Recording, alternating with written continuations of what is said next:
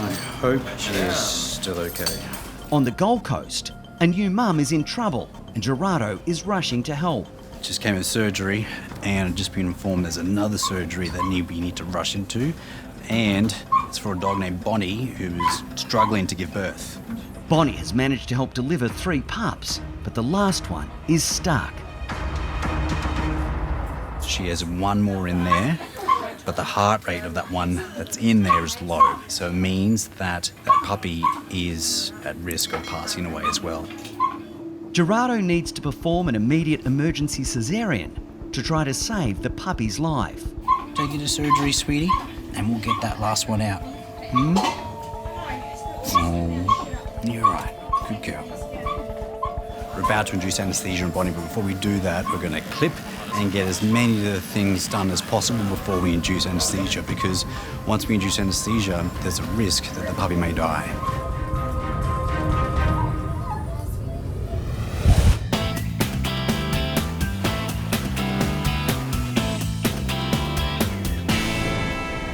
This is so beautiful. Today, Audrey and Alison are on the road, heading to one of their favourite places, the Possumwood Wildlife Sanctuary. Hi, Possumwood. And here we are. The twins are regular volunteers, helping out owner Rosemary, who takes in sick and injured wildlife.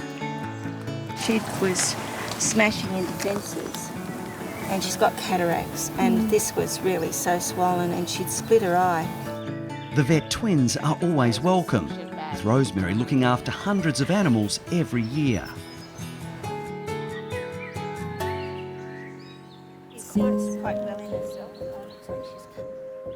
Our first patient of the day is actually a wild kangaroo that was brought in. So we've got her in one of the recovery rooms by herself, and we're very worried about her because she's got this huge mass just under her chin here. That mass is looking really big and we're worried it's infection. We've started on some antibiotics and that's reduced the size. So keen to get in there, find out what's happening and try and get rid of that abscess and infection. I mean, the only thing that worries me is we've got, jugular there. There's a lot of very delicate, life-threatening structures there. Definitely difficult surgery. They always take hours. The unwell Roo named Fifi is also a new mum. And she also had a Joey that was very, very weak and malnourished. So he was actually unable to move. And we think actually Fifi didn't have enough milk for the Joey. So we had to actually get them both into care and treat both of them. Oh my goodness. Such a sweet boy.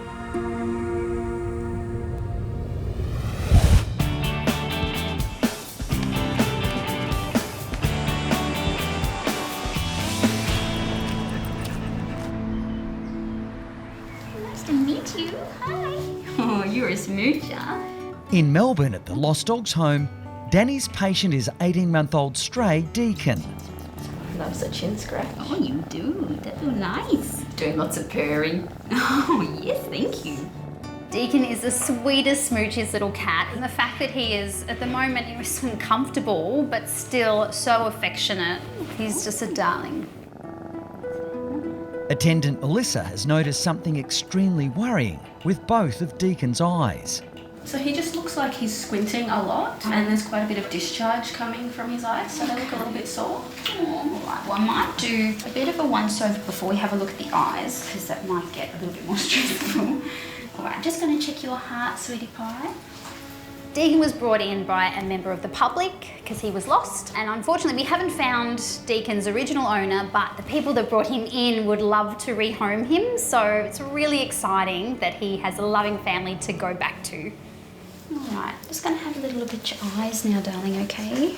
Come have a look here. Hi, sweetie. I know. All right. Oh, yes. Looking at Deacon's face, immediately I can see his eyes are so uncomfortable. He's basically got his eyes so squinted up that he can't even open them and see. He's walking around blind, essentially. Oh, that eyelid. He's got really bad entropy and his poor eyelashes are rolled all the way in, touching. He's still rolling all the way out there. Oh, that'd be so uncomfortable, sweetheart. Entropion is essentially the inversion of your eyelids. So you end up with a lot of abrasion on the surface of the eye, which can lead to a lot of issues. Very uncomfortable, very painful, and very serious. Having hair constantly scratching your eye, you barely open his poor little eyes at all, mate. I've never seen entropion this bad in a cat before. He could absolutely end up blind from this. Oh, you poor sweet.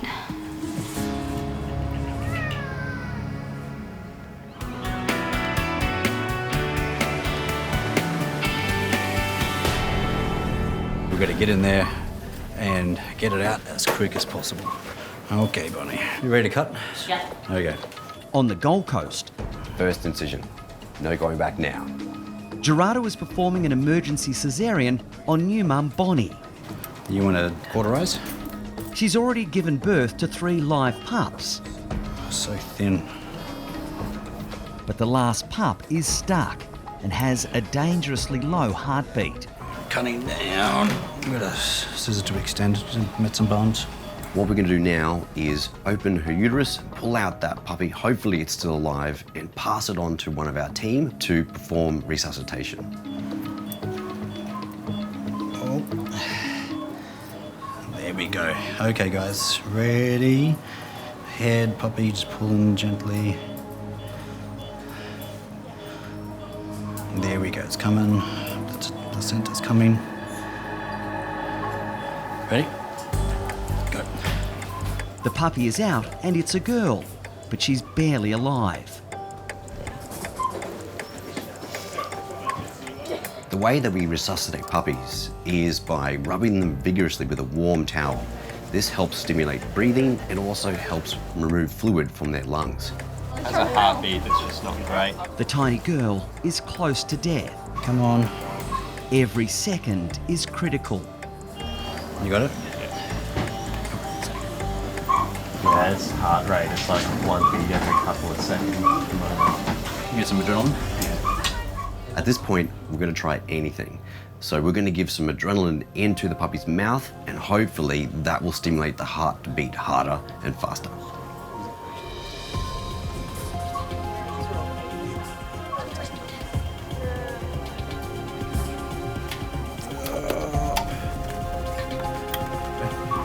And there.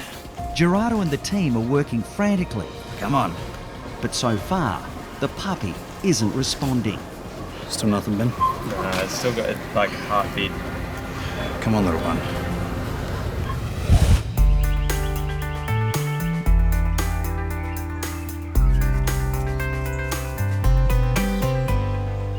I mean, the only thing that worries me is we've got, jugular there. There's a lot of very delicate, life-threatening structures there. At the Possumwood Wildlife Sanctuary, Audrey and Alison are about to try to remove a massive lump on Fifi the kangaroo's neck. So with that jugular vein just running straight under the mass, it's a really, really risky surgery. The girls are under extreme pressure because kangaroos don't respond well to anaesthetic. You can see the jugular is just coming up right there and going just under the lump.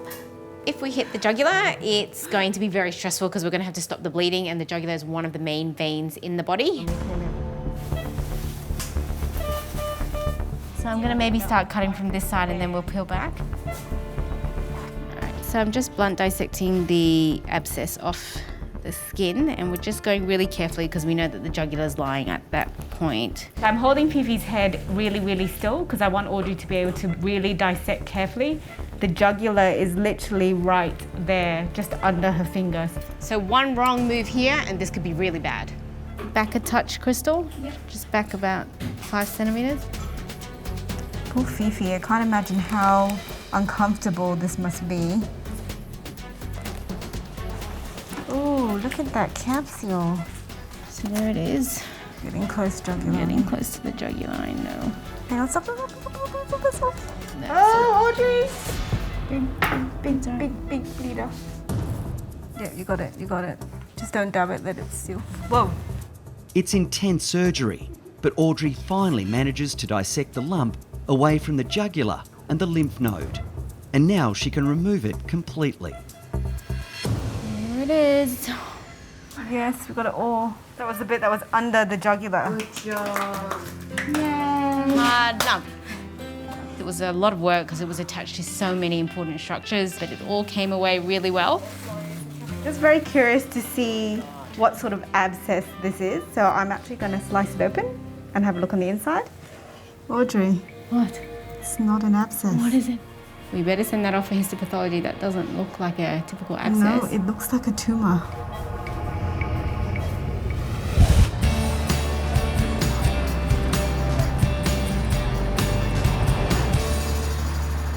Oh, what a good boy. Hi guys. Hey. Who's this handsome fella? This is Lenny. Hi Lenny. At Scott's Richmond practice, Border Collie puppy Lenny has just been brought in and he's in trouble. Lenny was in the park playing with other puppies and stole a ball. He kept it, and when we put him in the car, he obviously thought we were going to take it from him. And it was there 1 minute, and then it was gone.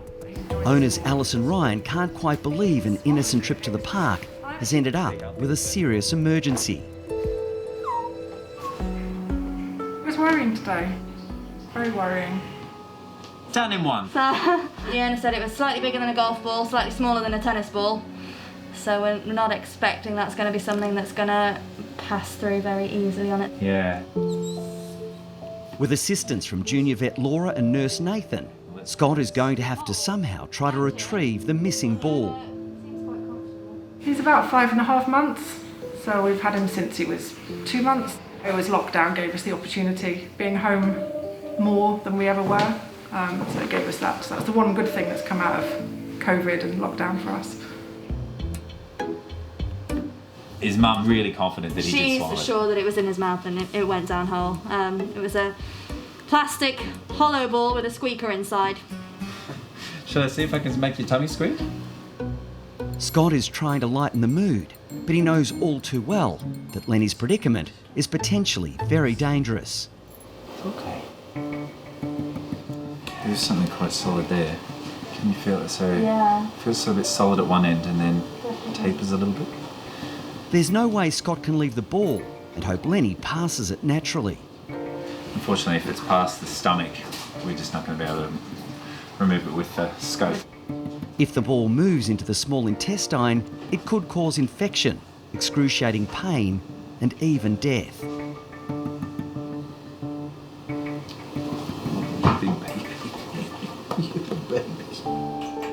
If Scott can't locate the ball and safely remove it, the young pup is going to need emergency surgery. Normally with dogs, we would hope that when they've swallowed something silly, we give them an injection and they vomit it up. With Lenny, this ball is so big, I just cannot see that it's going to find its way up the esophagus and out the mouth. Let's get him anaesthetised. Good boy. Okay, you're a good boy. So as much as I'd like to say that we can make Lenny vomit and he'll vomit up the ball, in this particular case, it's simply not going to happen. To confirm exactly where the ball has ended up, Scott starts by taking an X-ray.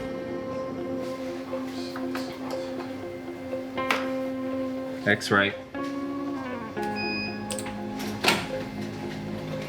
Oh wow, it's pretty obvious.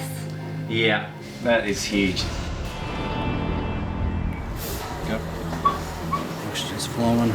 On the Gold Coast, Gerardo and his team are frantically trying to resuscitate a newborn pup. Still nothing, Ben? But the tiny girl is barely breathing and her heartbeat is dangerously weak. Come on, little one. The puppy has a heartbeat, but it's incredibly slow. Only 2 beats every 15 seconds. So I'm gonna have to start chest compressions. Come on. My thumb and finger are the only thing that is keeping this puppy alive. There's 2 breaths there. Come on. Come on, little one. So we're trying to resus the puppy. It's come out and it's not very responsive. It still has a heartbeat, but it's very slow.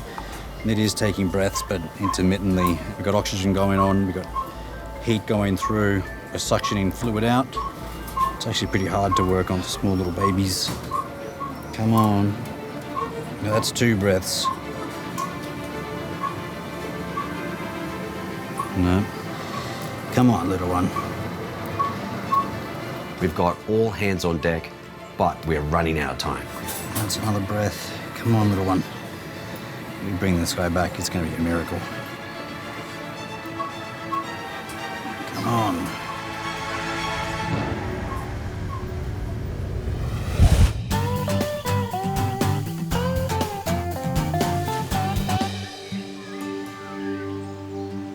Audrey, What? it's not an abscess. What is it? We better send that off for histopathology. That doesn't look like a typical abscess. No, it looks like a tumour. Audrey and Ellison's relief after safely removing a large mass from Fifi the kangaroo's neck is short-lived. They now fear the lump could be a dangerous tumour. So we'll send that off to the lab and see what it comes back with.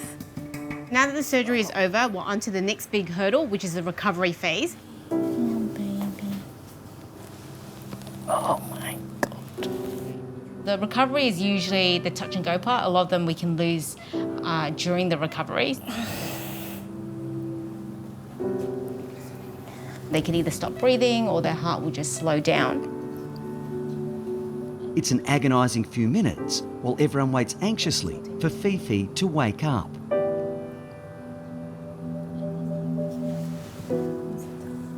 Looks like she's waking up, she's moving her tail. You're going up. She's starting to twitch and lift her head and swallow, so I'm really, really relieved. Aren't you a lucky duck? I'm quite comfortable that she's recovered very, very well. She's just going to nod in and out of sleep from here on out. So we'll probably just let her rest and we'll check on her in the morning.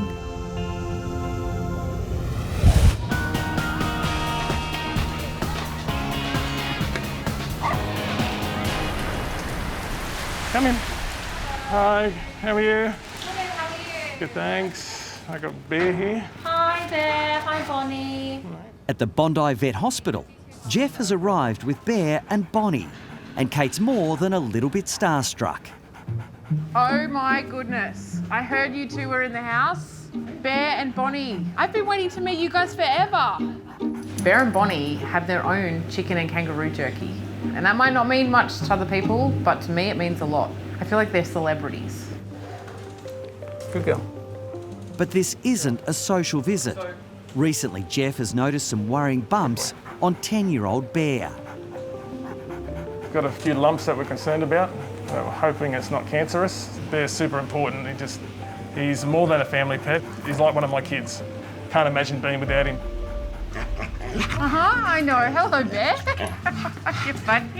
How are you? Okay, big boy, let's go. Come on. Come on. Come on, Bonnie. You're salivating all over the floor. There you go, Bonnie. Good job. Good job. So Barry's got some lumps on him. He's got some very concerning lumps. Yep. And have they been there a while? I've noticed them more the last few years.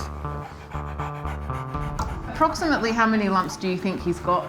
I think there's about 5, but there may be more. Okay, so number 1 lump. Number 2 is left-hand side.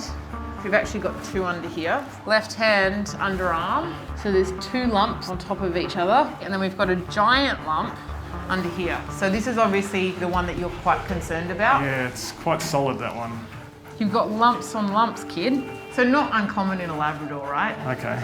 As they get older, they really do get to a point that it feels like sometimes more lump than dog. They also are prone to getting cancers. A lot of the time they're just lipomas. They're just benign fatty tumours. However, that doesn't mean that just because you've got one lipoma that all of them are lipomas. So I'm going to get him booked in up at the Small Animal Specialist Hospital up at North Ryde. I would put him through a CT scan. I'm happy with that. Everything's for his health. I'd do anything for it. See you, Jeff. Yeah, see you. Thanks so much. Thanks for bringing them. Nice to meet you all. Bye. Good girl. On the Gold Coast, new mum Bonnie has been carefully moved to recovery after her emergency caesarean. Come on, little one. Just metres away, Gerardo and his team are still battling to try to save the life of her newborn puppy. Come on. For almost an hour, they've been performing CPR, desperately trying to keep the puppy's tiny heart beating. No one wheel the ultrasound over? We've been doing CPR for a really long time now, but before we give up, we're going to do an ultrasound first to see if the heart is still pumping. Come on. There it is. Oh, there's a heartbeat. There's a heartbeat. It's slow, but let's keep going. We'll win. Come on. Gosh, good thing we did that ultrasound, otherwise I was about to give up. I'm not very hopeful. Come on, but we got it. Come on. She's breathing more frequently now. Oh, yeah, it's once every 8 seconds. Come on. Come on. Hey, look at this. Look at these little paws. They're looking a bit pinkish now. Oh, yeah. I can feel it. We're only moments away from a big red nose and a... Suddenly, it's the sound everyone has been waiting for. That is so cute. How long is that squeak in the making? That is like... Nearly an hour. Nearly an hour. An hour. It is amazing to hear that sound, and you never get tired of it. Oh, little one. Hey, you're like, stop rubbing me. It's been an hour. Do you reckon she's good to go back with the rest? Yeah? Okay, great. Hey, little one, everyone's been working really hard for you. You did a good job. The puppy's colour is pink, it's moving around, it's breathing on its own, and it's crying out. Oh. Success. Now it's time to put it with the rest of the puppies and see if we can get it to suckle. Oh, little Bonnie. You saved your little puppy. It's a little girl. Bonnie is now letting down milk and the puppies are suckling.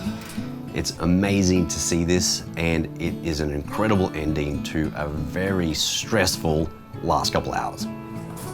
You did a very good job. Good job, Bonnie.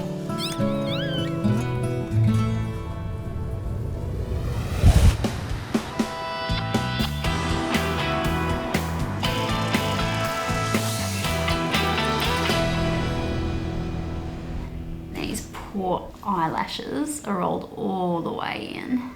Oh, they'd be so uncomfortable, sweetheart. At the Lost Dogs home in Melbourne, Danny is shocked at the severity of a painful eye condition in stray cat Deacon. So it's definitely got bilateral entropion, so like inversion of those lower eyelids. So they're rolling in and all the hair is just rubbing on the surface of the eye. So we'll certainly need to surgically correct for that. Entropion in time will cause ulceration, so that's a damage to the actual cornea. It would lead to horrendous pain, vision impairment, potentially rupture of his eyeballs in time, and that means surgery. What we need to do first is pop a little bit of local anaesthetic drops in the eyes just to see where that entropion just relaxes out to, so that we can get a better idea of how much we're going to actually have to remove as far as the skin surgically to correct that entropion. Hey, mate, which will be wonderful. After I put the local anaesthetic eye drops in, Deacon does relax his eyes a little bit. Good boy. So that's how much it's rolled in at the moment. But it's pretty clear there's still a huge amount of excess eyelid rolling in. It's really bad, that entropion. Good boy. Go. Is it so bad? I perform a fluorescein stain on Deacon's eyes, and that's to show up if there's any current ulcers on the cornea. Just going to turn the light off so I can have a good look at those eyes. If there is, we'll see a bright green uptake of dye. If there's not, they should be clear. So we've got our third eyelid up, so I can't see a big chunk of the cornea. It's really hard to do a thorough assessment of the cornea because Deacon's lifting up his third eyelids further and further, so I can't see any obvious ulcer, but it's possible he could be hiding some in that medial area. All right, so I think the plan for him is that we'll take him to surgery today to get those eyelids sorted. Poor little thing. All right, mate, you want to hop in your cubby? Here you go. Boy. Oh, it's a nice little hidey hole. The current state of Deacon's eyes just means he really has no quality of life right now. It's a constant misery for him, so we just have to fix it. All right, Deacon. Let's get you all sorted, mate. You're gonna feel so much better.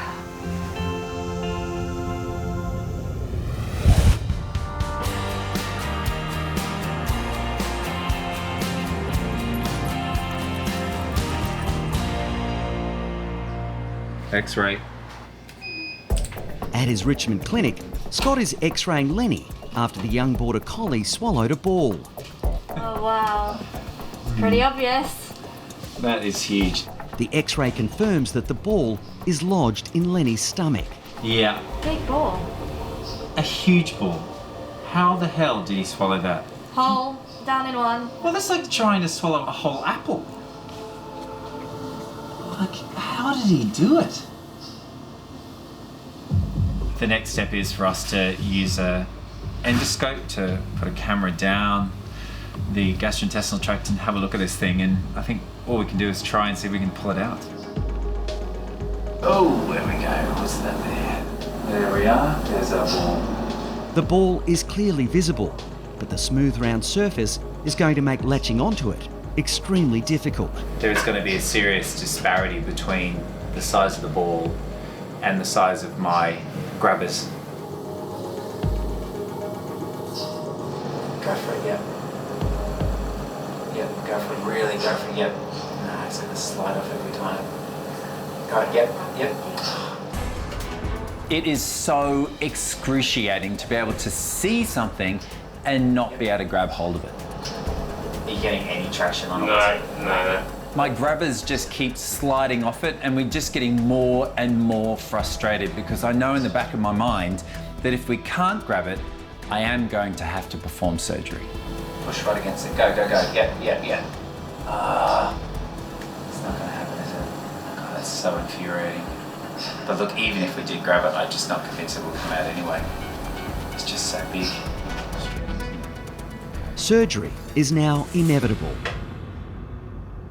I actually thought it would come out either naturally, the way it perhaps would have done, or could have done if it was smaller, or they could have got it out. So yeah, it was a bit of a shock. Assisting Scott with the unique and risky surgery is going to provide a unique learning opportunity for junior vet Laura. So midline incision starting quite cranially. Yep. And then have a look and identify the stomach, exteriorize it. It is a big thing because we are opening up a dog's body cavity, and then we're opening up the stomach, which is full of bacteria and enzymes. There's blood vessels everywhere. So yes, there's a lot of potential downfalls of doing something like this, but it literally is the only thing we could do to get this ball out. And there it is. Grab hold of it.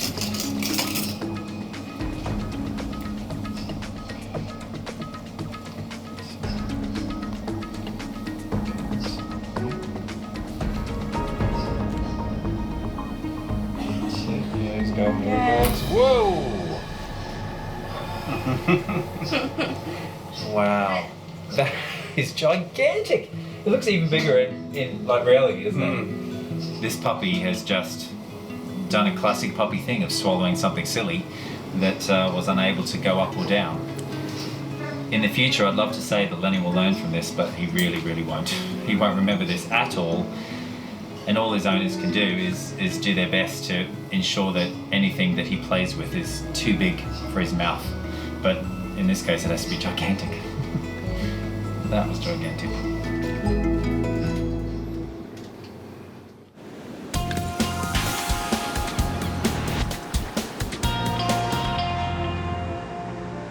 And then we've got a giant lump under here. So this is obviously the one that you're quite concerned about. Yeah, it's quite solid, that one.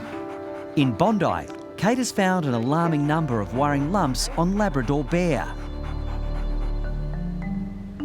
Okay, there we go, good boy. So today, she's arranged for Bear to undergo a CAT scan at the Small Animal Specialist Hospital Sash to hopefully find out if the lumps are anything sinister. Come on. Hello. Hello. Hi, Bon. Hi, Bear. Hello, sweetheart. So today's the big day. It is. I know this is quite nerve-wracking. Yeah.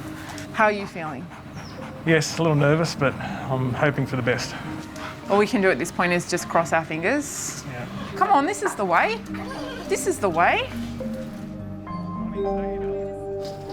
It's really important that we check out every single one of these lumps and make sure that all of them are benign.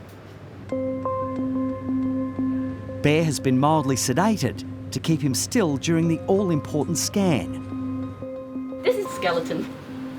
If there is like a cancer tumour, then it will really uptake. So when we look at it, it will be just like a light bulb for us. Okay. It's like, oh, okay. It's very high tech.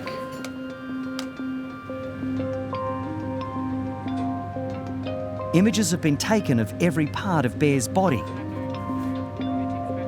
Now radiologist Richard and cancer specialist Veronica will closely examine them.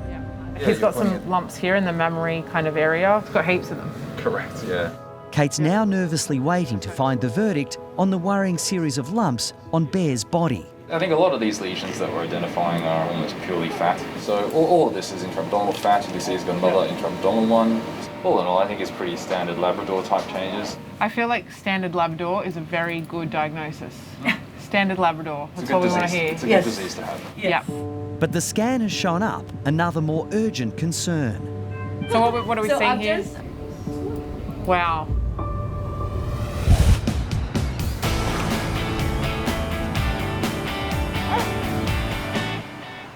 Okay. Had a nice time, my darling. I hope you feel much better when you wake up. At the Lost Dogs home in Melbourne, Danny is hoping surgery will be able to fix Deacon's debilitating eye condition. With dangerously inverted eyelashes, the young cat is in extreme pain and can barely see. Open up those eyes, my friend. There's a lot of pressure to get this surgery right. I've never done an entropion surgery on a cat, so today is definitely a little more stressful. The plan for surgery is essentially removing a strip of excessive eyelid from the lower and upper eyelids on both sides. By removing that skin, it actually pulls the eyelids down, opening them up again. Surgeon Ewan is performing the delicate surgery on the first eye, with Danny assisting, before taking over for the second eye.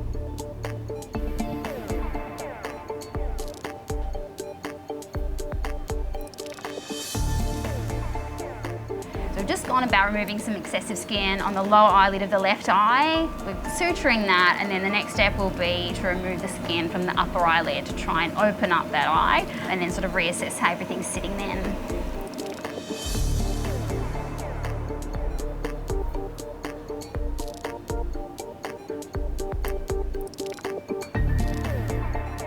Finished the left eye, moving on to the right eye now. The right eye is a little bit worse, so hopefully we get a good result. This time Ewan will be observing as Danny performs the surgery. Removing just the right amount of excess skin will be the biggest challenge. This is the scary part.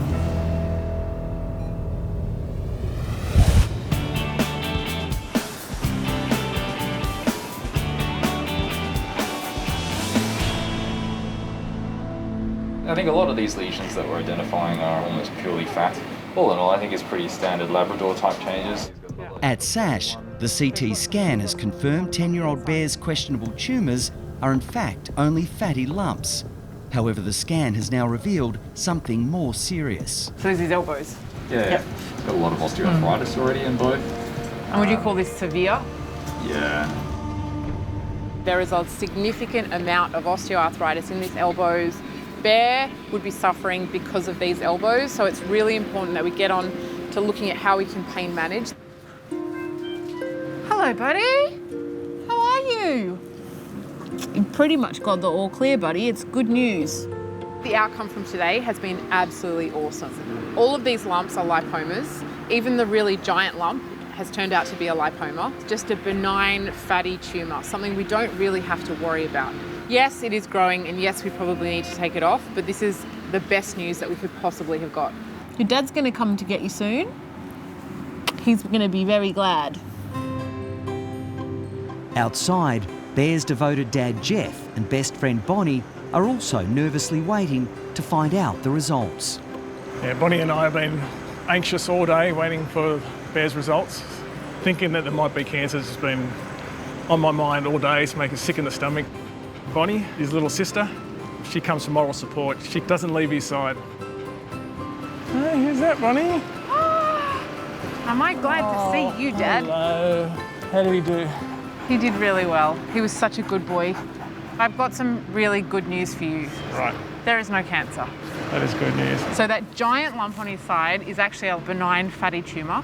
Right. It does seem to be growing though, right? So it's probably at some point consider taking it off. Yes. He's got some serious arthritis in his elbows. Yeah. So when it comes to managing osteoarthritis in older labs, a multimodal approach is the best. So that can be things like pharmaceutical agents, so medications, some supplements, and that's my job to manage. Everything else looks A-OK, and they called him a standard Labrador, which I thought, yeah, that's what you want to hear. Well, that's good news anyway. Mm-hmm. You doing all right? So it was well worth it, wasn't it, buddy? It's been a big day for him. Yes, it has. Bonnie, have you missed him? She's been anxious the whole afternoon. I thought that you guys might have some separation anxiety. Yes, me too. Yeah.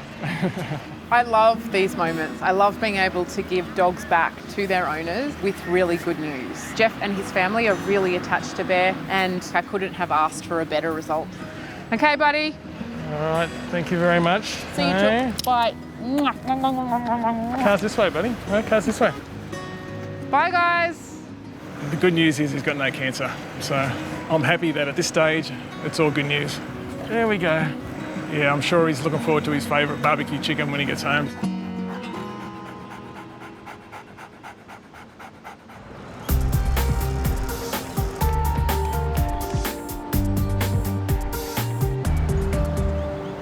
We've just finished the left eye, moving on to the right eye now. In Melbourne, Surgeon Ewan has just removed the eyelid from Deacon's right eye. Now Danny will perform the delicate operation on the left eye. So I've just made the initial incision along the margin of the eye, and now I'm actually going to make the curvy linear incision that actually will then dictate how much skin we remove.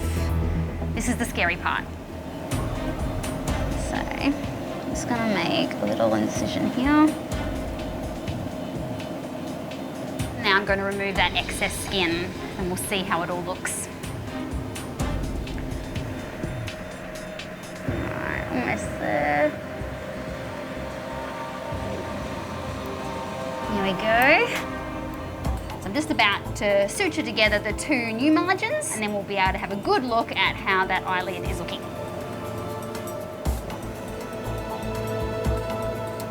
See now that margin is visible, which is great. And once we lift up that rolled in upper eyelid, things will hopefully sit nicely again. So just got to do the upper eyelid next.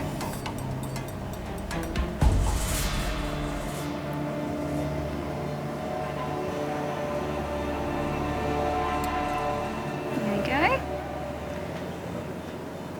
So I've just finished suturing up. It's looking really good. I think once the swelling comes down, that's going to align really nicely.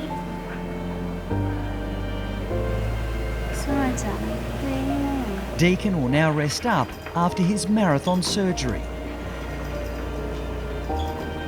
There's just no bigger sense of satisfaction than helping these animals that have nobody.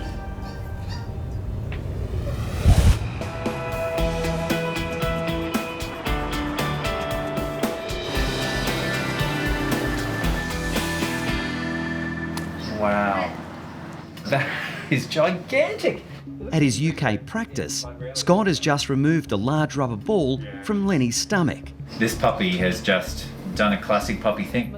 Owners Alice and Ryan still can't quite believe a trip to the park ended with their beloved Border Collie undergoing surgery. Hi guys. Everyone is relieved the scary ordeal is over. Look sorry for yourself. I would say it's relatable to us trying to swallow a volleyball. It's so big. For the size of his mouth and his head to the size of the ball, it's unbelievable. Here it is. Yeah. Wow. It's not even ours. Not even... You pinched it. Right. This really is quite incredible. I just don't know how he did it. It really is quite the party trick. He will mature, he will get that, you know, emotional intelligence in time, but he just can't be trusted. No. That's silly. He's such a nice dog, isn't he? So we forgive him. Just this one. Like that. Yeah. See you later. No more eating stupid things, okay? All right. Thanks ever so much. Bye, guys. Thank you. Good to see you. Bye, beautiful boy. Bye-bye. See you later. Thank you.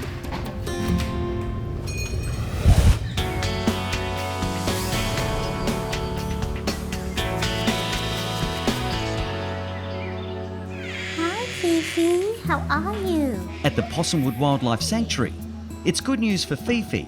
Tests have shown the tumour is not cancer. Having a big drink there.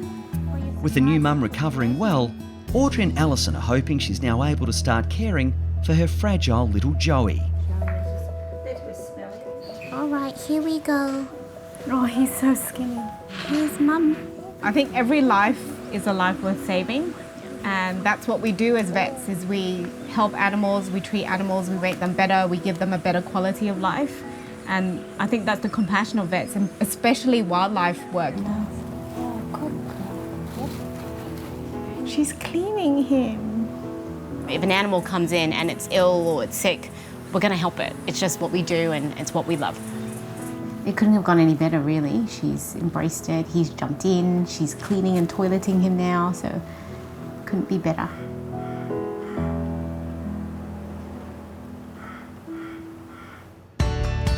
And exciting news for Deacon a few weeks after his eye surgery, with the young cat finding a new home. As for new mum Bonnie, she's recovered from her emergency surgery and is keeping busy with her 4 hungry little pups. Okay, we're here. In Brisbane, Alison has been asked to check out a disturbed rescue dog that's left his foster carer Sally desperate for help. Hi, Sally. How are you? This must be Ronnie. This is Ronnie. Hi, Ronnie. Nice to meet you. Ronnie was an unclaimed stray. Can I come in? When we first picked Ronnie up, the first night was fine. He slept through the night, but the next day I realised that we were dealing with a very anxious little dog. Oh, I'm getting quite nervous.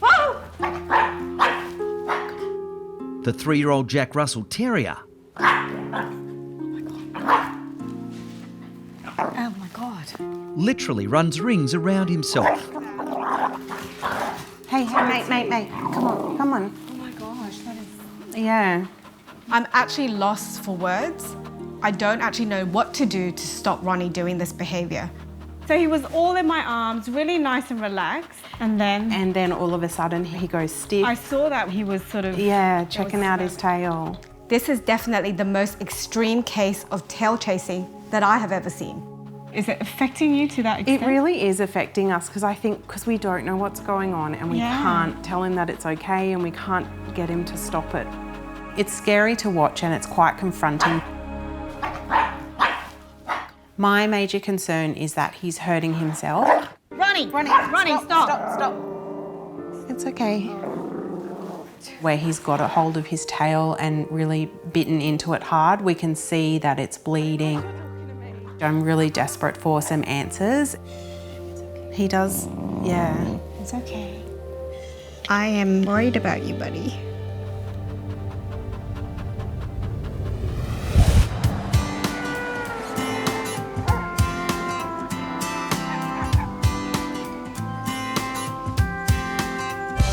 You're gonna be okay, my baby doll. At Scott's practice, Sheila is bringing in her beloved cat, Tammy. Hello, Tammy. It's your big day today. The Persian cat injured her leg a few weeks ago and has developed a nasty limp. Hi there, Sheila. How Hello, are Scott. you? How are you? I'm good. Hello, Tammy. Hello, sweetheart. She looks as nervous as you must feel. I'm hiding it all. For Through a her beautiful sake. smile, that's fine. It's good. We need to be brave for Tammy today, don't we? Tammy is my life. I cannot think of my life without her. Should we bring her in? Do you want to come in and see me? Hey, come on then, gorgeous. In you come. Tammy really had a close bond with her sister cat, and only 6 months ago she did lose her other cat, sadly. And so when it comes to consideration of any kind of medication or surgery, Sheila is going to be very worried about Tammy. So Sheila, how's she been over the last few days? She been all right? Yes, she's been okay. I can see that she has got that a little bit of a limp. I was out of the house, and when I came back in the afternoon and my daughter asked me why was Tammy limping, because she was limping continuously for 3 days. I know that there is something wrong in that leg. All right, so let's go and check this leg first of all. Good girl, good girl. Yes, good girl. So hips feel good. She's got good flexibility. Look at that, eh? She's got a perfectly designed face for looking at a vet. She just constantly scowling, looking really unimpressed. So she's nice and fit and healthy, but it's just this one particular leg that's the issue. The muscle wastage there is fairly significant.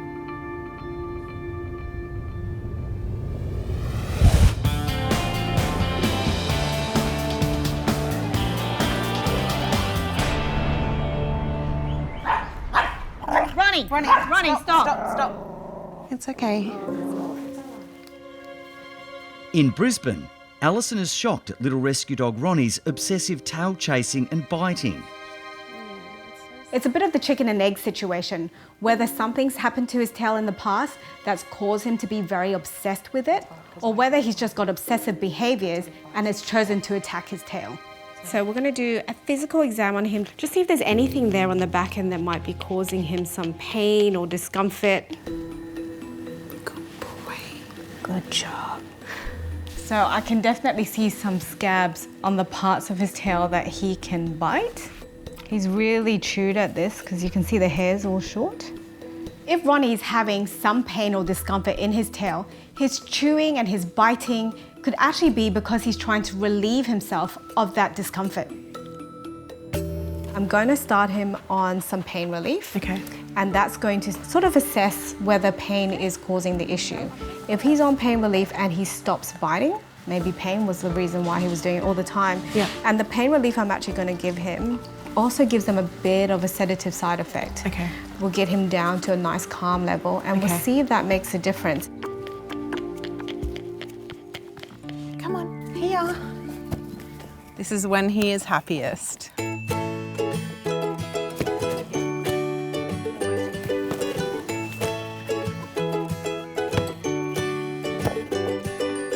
Ronnie's obsessive behaviour isn't limited to chasing his tail.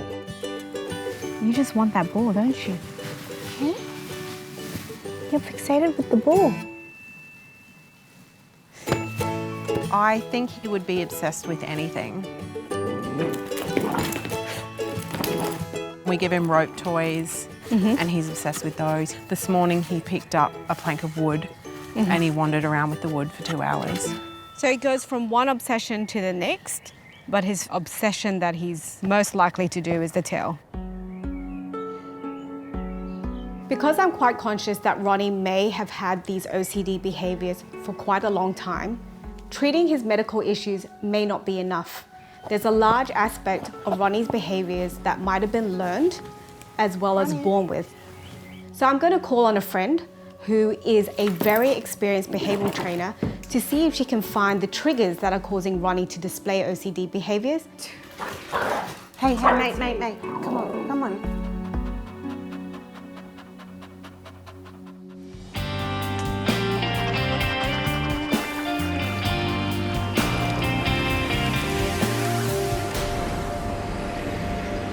This one particular leg that's the issue. So yeah, the muscle wastage there is fairly significant. At Scott's veterinary clinic, Sheila has brought in her cat Tammy after the feline mysteriously injured her rear leg. Examining little Tammy, I found out very quickly that she's suffering with a condition known as cruciate ligament rupture. It's basically a very large ligament that runs through the center of the joint and it basically gives stability to the knee.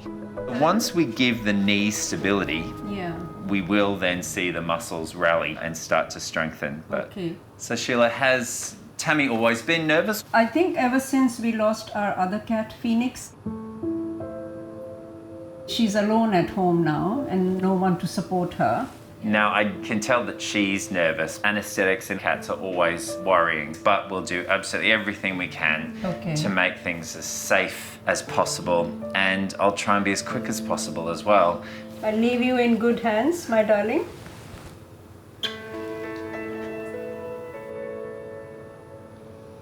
Stay strong, okay?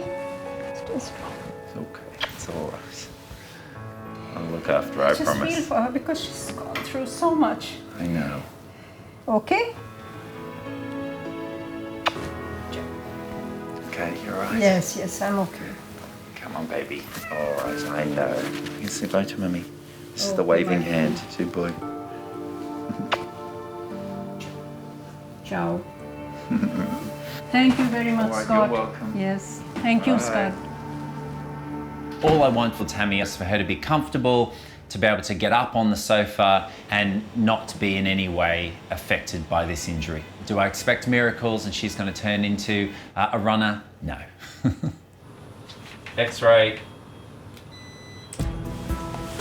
So what I can see, her left knee is really unstable, and so she just feels like she's on wobbly legs all the time, and that's going to make her feel more nervous and more worried. So what we need to do is to give her that stability back, get her to use that leg better. We just need to get her moving around again.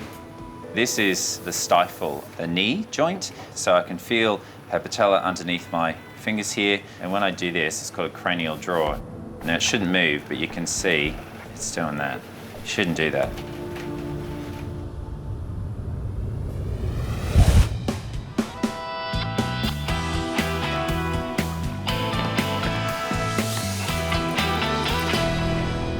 Okay, who do we have today? At Melbourne's Lost Dogs Home, Danny is ready for her first patient.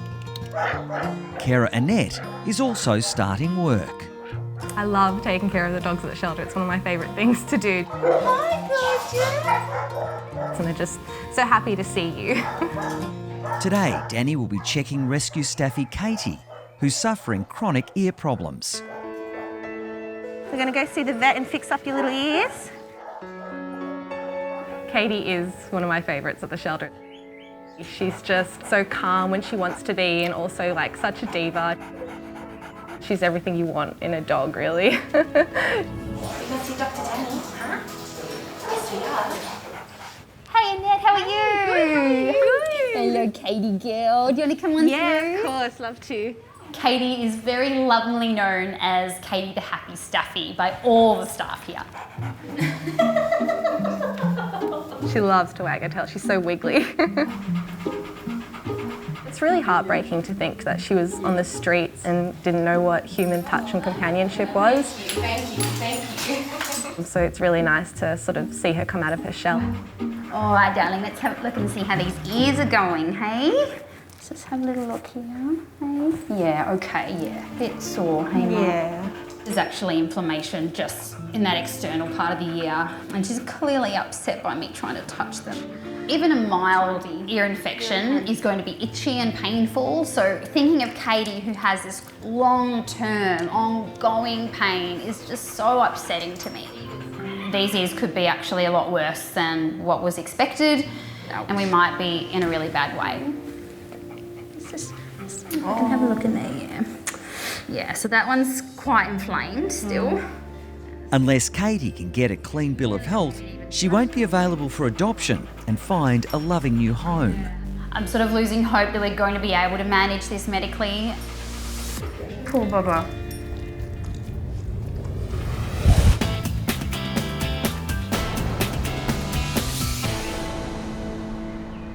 Hi, Cassie. How are you? I'm good. How about yourself? Very good, thank you. Thank you so much for coming. My pleasure. Thanks.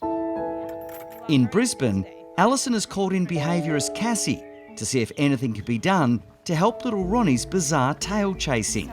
Don't be shocked. Okay. It is quite alarming. Right. Ronnie is displaying some really, really unusual behaviour. Poor little guy. I specialise in training dogs, particularly anxious dogs, so I work a lot with vets and behavioural vets to help them treat that anxiety and teach them a new way to cope.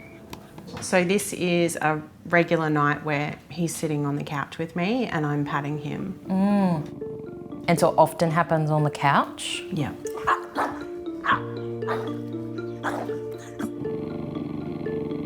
Wow. He's actually growling and showing teeth. That's really intense behaviour.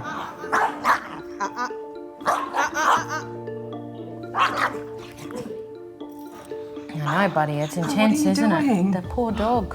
That's you. Even Ronnie seems perplexed by his eccentric behaviour. Okay. Wow. Sit. Come on.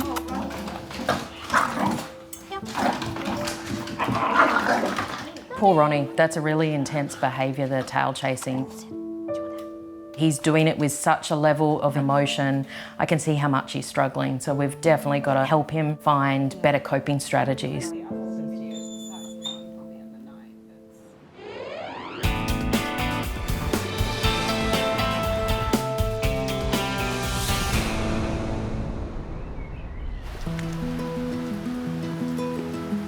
Hi, Darren. Hi, how are you, Maureen?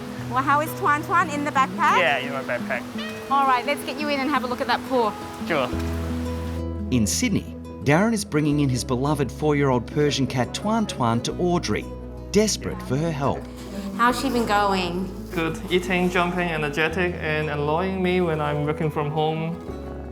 I have her since she was 1 year old. As long as money can buy health, I will spend it on her, whatever it costs. She's my family. She's not a cat, she's my daughter.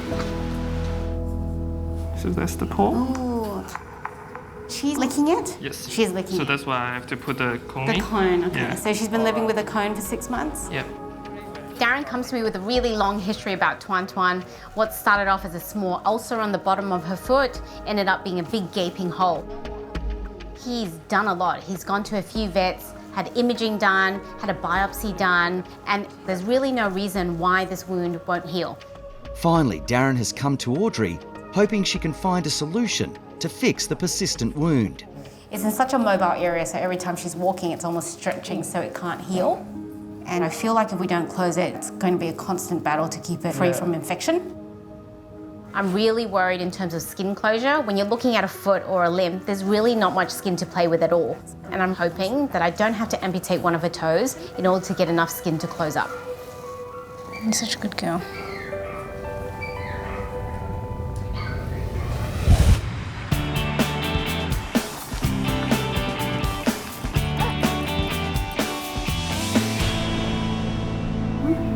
Yeah, okay, yeah. Bit sore, hey, Mum? Darling.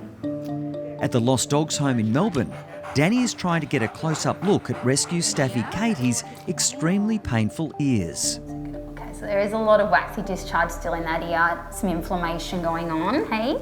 Carer Annette is desperately hoping that with the right treatment, this lovable girl who staff have nicknamed the Happy Staffy can soon be well enough for adoption. You cope very well with that, you're a very brave girl, hey? It's obvious that she's had chronic long-term ear problems. She's got thickened skin. There's that real cobblestone appearance as well. Ear infections are incredibly common in dogs and really underestimated how much they impact their well-being. It causes irreversible damage to the ear canal that can end up in a situation when you're having extreme surgery. So you can just see at the back of that ear there, she's clearly been scratching there, it's really inflamed and there's a bit of hair loss. Danny's desperately hoping she can avoid invasive surgery involving completely removing what's left of the severely damaged ear canals. So we're going to have to pop her under another anaesthetic today, see what's going on as to why this infection isn't resolving. I'll keep you posted with how she goes today, okay? I will.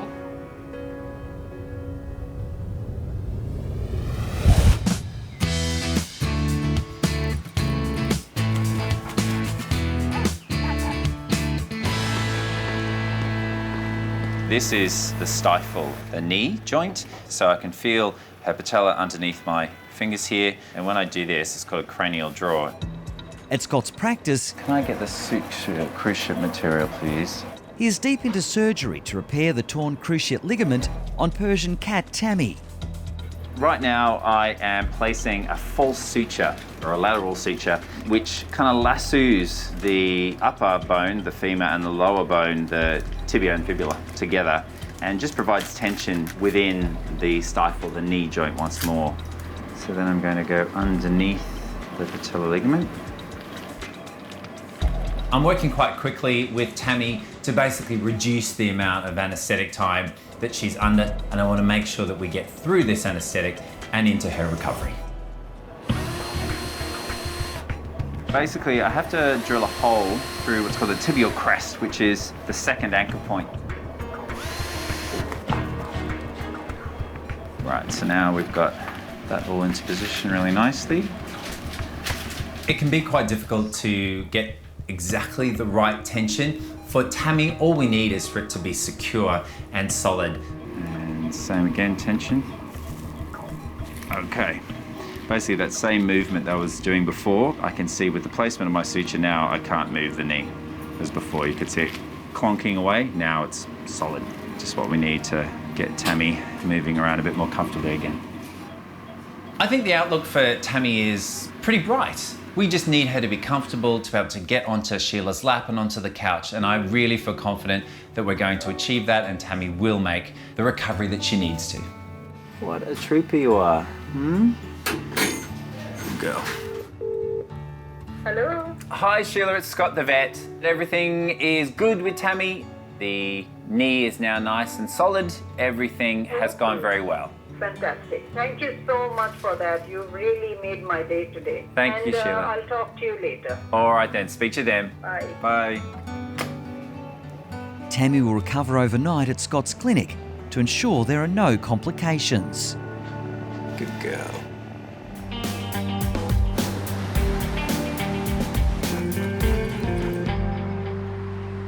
It's in such a mobile area, so every time she's walking, it's almost stretching so it can't heal. In Sydney, Darren has brought his Persian cat Tuan Tuan in to see Audrey, hoping she can fix a nasty and persistent wound under the 4-year-old's foot. I did the X-ray, I did the ultrasound, I tried everything, but there's no foreign body inside. Yeah. She is a sweetheart. Tuan Tuan's a pretty chilled girl. She's actually one of the best cat patients I've seen in a long time. So I want to get in there, close this thing down so that Darren and Tuan Tuan can continue a normal life. I'll give you a call as soon as she's up in recovery. Sure. Go from there. Want to say bye to Dad? And we're going to go to a little journey out the back. All right, Darren, I'll be in touch soon. Darren has put his faith in Audrey after learning about her desperate fight to save wildlife during recent bushfires. He's actually come as a referral from one of my own vets at Aussie Mobile Vet, Dr. Rainbow, and she's been really worried that we'll have to amputate a toe in order to close it down. Hi Rainbow, look who I've got. Being involved in the Australian bushfires and dealing with a lot of burns, especially on feet and toes and kangaroos, I've learnt a few surgical techniques that we can do to hopefully close down wounds so that they heal quickly. She's such a good girl. Cute. Oh, look at the face. Audrey and fellow vet Rainbow are hoping they can work out a surgical solution for the fluffy 4-year-old. It's a tricky area. I think it's going to be a 2-person job. Okay, we're gonna fix your foot. Her tongue.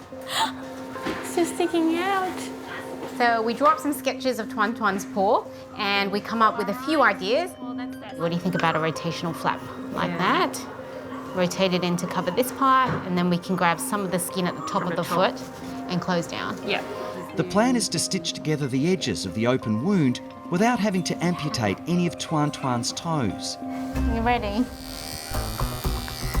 Such a delicate area. It's not just the toes, it's in between the toes. All right, you ready to go to sleep?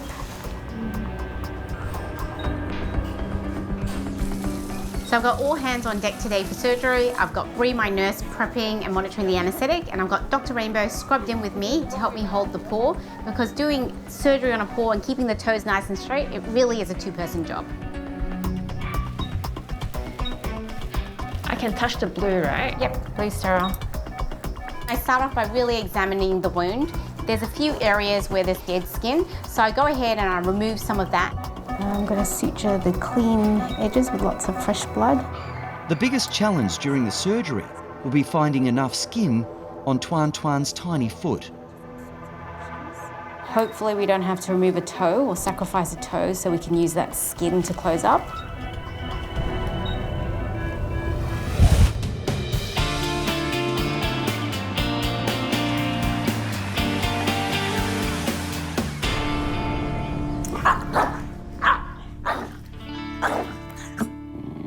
Wow. In Brisbane, behaviourist Cassie is stunned at the video evidence of rescue dog Ronnie's disturbing tail chasing. He's actually growling and showing teeth. That's really intense behaviour. Alison has prescribed pain and anxiety medication for Ronnie. But if Cassie can't help to further control his obsessiveness, the little rescue dog may not have any hope of finding a forever home. Oh, oh. Ronnie. He's very good with that ball. You can see he's very, very driven by that ball. He's obsessed with it. So now that his anxiety is treated, his pain is treated, we can actually get into modifying some of the behaviour. Part of that is not allowing him to practice it. We also need to have a tool to interrupt him as early as possible. So what we've got to teach him is a positive interrupter. So something that we train that to him equals treats. So he learns that when you make a sound or a word, it means look at you. If he's looking at you, he's not focusing on his tail. So, are you comfortable? Can you make that sound? Sure. Good. So he did it straight away there, which was perfect. So remember I said good when he got the behaviour right, and I follow with a treat. Now. Good. Beautiful, then grab your treat. From a veterinary perspective, I can see how this technique is really valuable to Ronnie. Yeah. Good boy. Good boy. Perfect. Let's go inside to the couch, the area where it triggers it, and let's see if we can actually use this strategy to help him be a little bit calmer. Okay, sure. So next up, Cassandra really wants to show Sally and I what to do when Ronnie displays that really, really distressing tail chase. Do kissing sound. Gonna be in front. In front of his face. Now let's take him over to the mat. Beautiful. Over to the mat. Follow through. It's always got to be something long lasting that he's going to do for a while, and it's going to help him calm down. Beautiful. Perfect. You did that perfectly. How'd that feel? And it worked. Okay. For Ronnie to be adoptable, what we need to see, and I think we have seen that today, is that he can be interrupted. He can listen. He can learn, and that there's a plan in place. We're setting him up for success. Fingers crossed. I'm really starting to feel a little bit more positive that we can help Ronnie. He has a huge potential for finding a new home. See you later. Bye, Sally. We know that Ronnie has some medical issues, but as well that he has other anxiety issues. It really is a collaboration between both worlds to make sure that he has the best hope of getting a new home and becoming a normal pet dog. Good boy. Good job.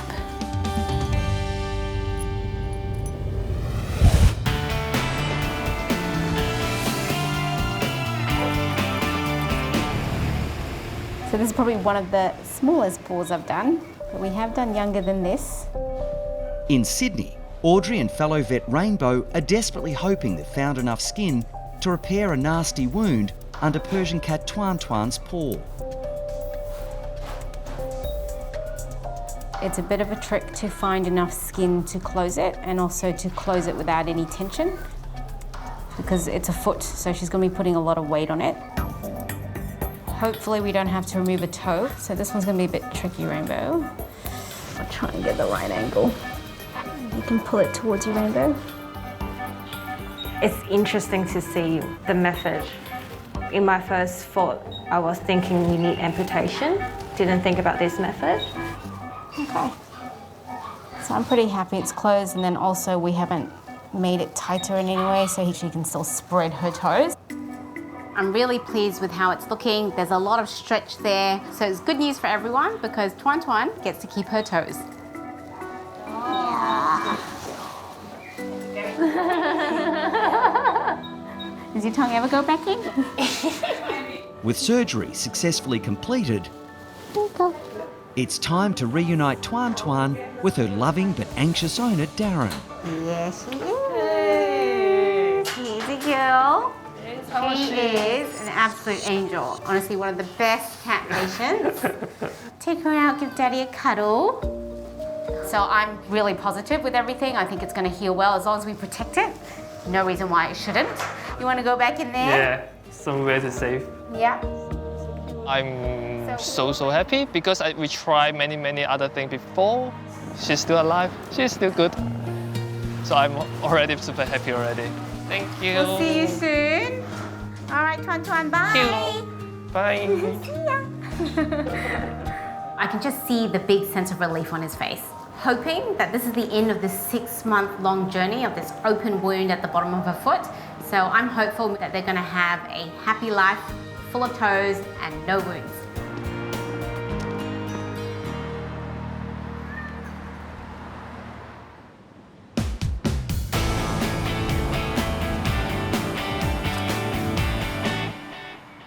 You can just see at the back of that ear there that she's clearly been scratching there. It's really inflamed.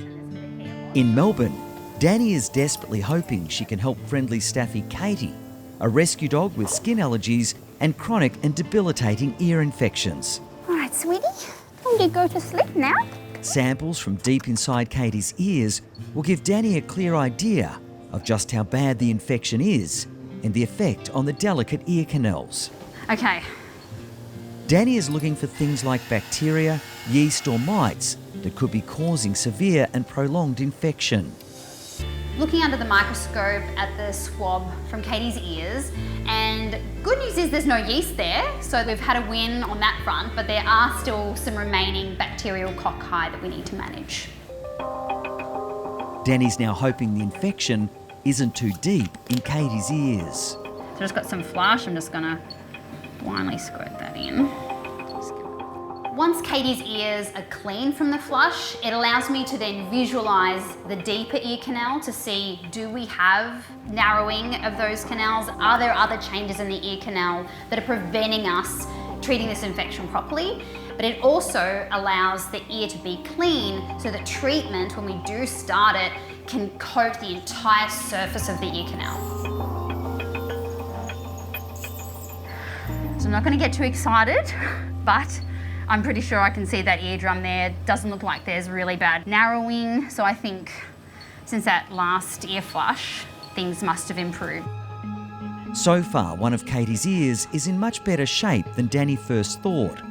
She's now anxious to get a good look at the second ear to hopefully avoid any form of surgery for the lovable staffy.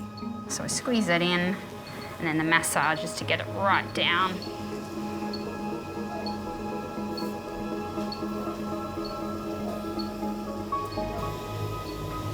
Beauty!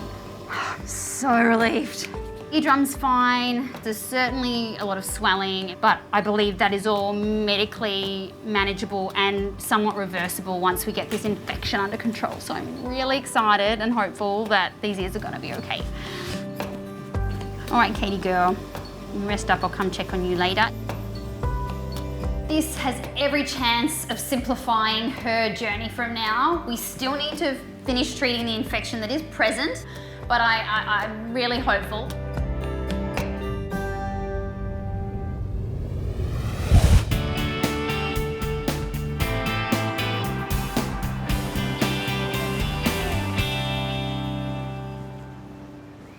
In Sydney, Audrey is making a house visit to see if she can sort out Shih Tzu Peppy's chronic health problems. All right. Peppy's mum Heidi is devoted to her special boy. Peppy is such a great dog. I got him as a pup when he was 6 weeks old, so he was a little ball of fluff. He likes playing, he's got a very strong character, and he's fantastic, great companion. Yeah, Peppy. But the adored 12-year-old is plagued by a range of serious health issues. Hi, Heidi. Hi, Audrey, how are you? Good. How's Peppy? He's good, he's waiting for Oh, you. can't wait. Peppy, How you doing, buddy? Oh, yes. We're going to check you out today. Yes. Peppy's had a bag of issues. We've got a hormonal condition that we're treating with some medication. We've got arthritis that we're treating with anti-inflammatories as well as regular injections. And now we've got some allergies that we're battling to get on top of. Audrey's biggest challenge has been trying to stop Peppy's drastic hair loss and painful, dark, itchy, infected skin. He used to wake up in the middle of the night to scratch, and he would wake me up to tell me that he wasn't comfortable. We've tried different things with Peppy. Nothing has really worked. I had to do something about it, and thank God for Dr. Audrey. How's his skin been going? Much, much better. He's improved a lot. How's his eyes been? One of Peppy's allergic reactions has been painful, prolonged conjunctivitis. All right, so that redness is definitely improving. Yeah. Still a little bit red on this side. And if you just lift him up, I'll have a look at his belly as well. Very hairy. Great. Okay, so still a little bit pink down here. Peppy's other conditions are looking really good, but now it's time to target the allergy with his skin. We do feel he's got some element of itchy skin, probably from the food he's eating and the protein that he's getting. What is he eating at the moment? Well, chicken drumsticks. Okay. And sometimes he gets whatever. He gets whatever he He wants. gets whatever. He might just get the leftovers of a T-bone steak or, you know. So there's definitely a mix of different proteins in there, and it's hard to determine what might be causing his allergy because he's on such a varied diet. Yeah. So the main aim of the game today would be to try and pull back a little bit, try him on a single protein diet. Right. Single protein diets are really good for food allergy dogs because a lot of the times dogs are allergic to the protein in their food. So what sort of food were you thinking of? Basically duck protein with sweet potato. We try that for a couple of weeks and then reassess his skin condition. All right, shall we give it a go? What do you think, Peppy? Yes, you're hungry. It's pretty much almost all duck protein. And then it's got extra things like omega oils and glucosamine and chondroitin. Right. Really good for his arthritis as well. Wow, he really likes it. Yeah, and from a medical point of view, we really like it because we're just giving him one type of protein and seeing how his body reacts to that. Hopefully being a new protein should get rid of all his allergies. Yeah, fantastic. And it's a hit, isn't it, He's Peppy? enjoying it, he's loving it. The best thing is that he likes it. That's the number one thing for me because he's very fussy with his food. So I'll touch base with you every week, see how his skin's responding, and hopefully we'll get on top of that last sort of 20-30% we need better. All right. He's actually drooling. Look at him. I know. Peppy really likes the food, so I'm really happy on that front. We've got to make sure that it's a slow transition over the next couple of weeks to ensure that his gut accepts the new food, and then we'll see how his skin responds.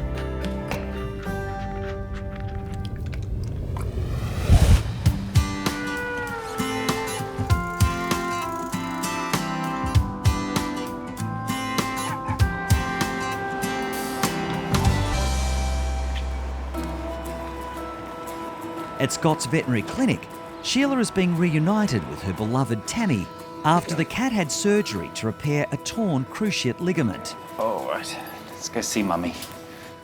Good girl. Hi, Sheila. Hello. Here's your girl. Hello, Tammy. Say hi. Oh, hello, my baby. How are you? The surgery went really well. What we've done is placed the suture, given that knee some stability, and that will mean now she can walk, and we just need to manage those. So we'll just give her sort of things to help her with joint health, for example. Okay. But she's been so good. Has your house been quite quiet without her? Very lonely without her. Very Very lonely. strange without her. Yeah. Poor girl. I missed you, baby. Hey? You've done the major part of it. Now it's up to us to take care of her. Sheila will be the best cat nurse ever. She is so dedicated to this cat. There's nothing that I could say to Sheila regarding Tammy's recovery that she wouldn't do. I love this woman. Okay, good girl. Okay, all right, Sheila, will you get your little princess home? Yes. All good. All right, well, you go and have a Okay. lovely evening with your girl. Thank you very much, All Scott. right, Thank you're you for all welcome. your help. You're welcome. See you later, Sheila. Bye-bye. Bye, Tammy. Bye. Bye. Bye, Tammy.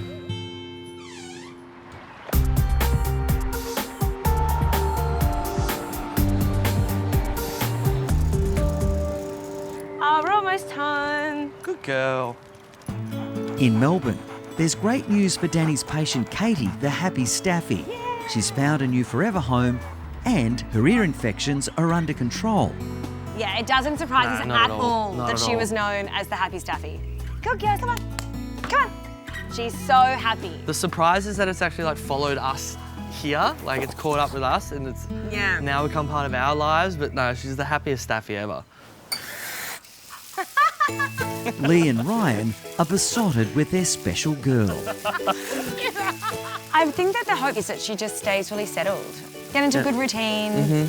So be a happy staffy. Happy staffy. You're a big buffet.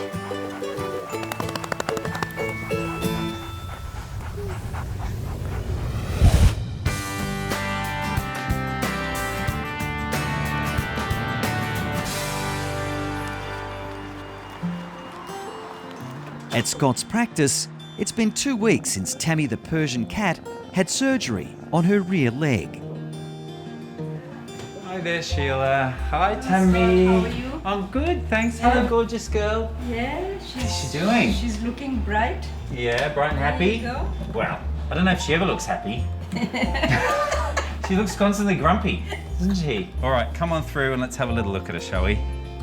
Sheila is an absolute dream of an owner. She adores Tammy so much. She's been so loving to Tammy, and you can see that she's willing this cat back to good health. She's using the leg nicely though. Come on here, darling, come. Come on, my baby, good come. girl. Oh, lovely Come on. walking. Come, Bring that leg come, down come. really nicely. Very good. Come. I'm really happy for her improvement because I've devoted quite a lot of time for her to get better and she's showing the result for it. So, yes, all is good.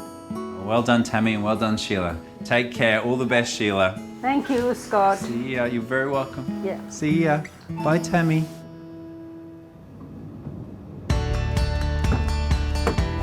Six weeks after making important changes to Peppy's diet, Audrey is eager to find out how he's progressing. Gosh, look how good his coat looks. And let's have a look at that back spot. There you go. Wow, okay, so that hair's completely grown back. Yes. It's looking fluffy, his skin's not itchy. No, it's not. It's not chewing or biting or scratching. No, he's not. He's doing really well, actually. Wow. I'm looking at Peppy and I can't believe how good his coat looks. It's luscious, it's grown back, it's nice and shiny, and he even looks happier in himself. And tell me, is he still eating the food? He loves it. He loves the duck food. He loves it. Well, that's great, because he can stay on that long term because it's completely balanced. That's great news, That's hey? great news. We've solved your 101 problems. New dog. New dog. 2 weeks after Audrey repaired a nasty wound on Tuan Tuan's paw, the young Persian is back to her playful self. What are you looking? And her foot is fully healed.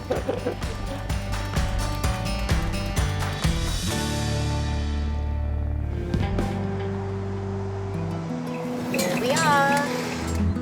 In Sydney, Audrey is coming to check up on Camilla, who's waiting with her owner, Jordan. I've had Camilla since December last year. She's very quirky, very needy, but she's like my best friend. She is my best friend. Hi, Jordan. Hi, Audrey. Hi, Camilla. I noticed Camilla was unwell a couple of days ago because I noticed she just wasn't being herself. She was a little bit lethargic, not active, and was turned off her food, which is really unlike her. How's she going today? She's been better. So Camilla is an 8-month-old French bulldog. I've seen her yesterday and we're worried because there's some discharge coming out of her vulva.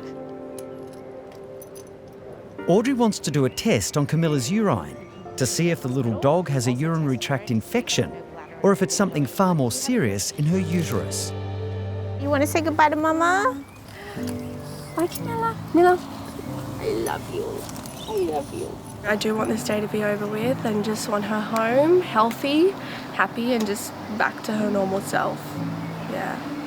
All right, let's go. Come on. Let's go.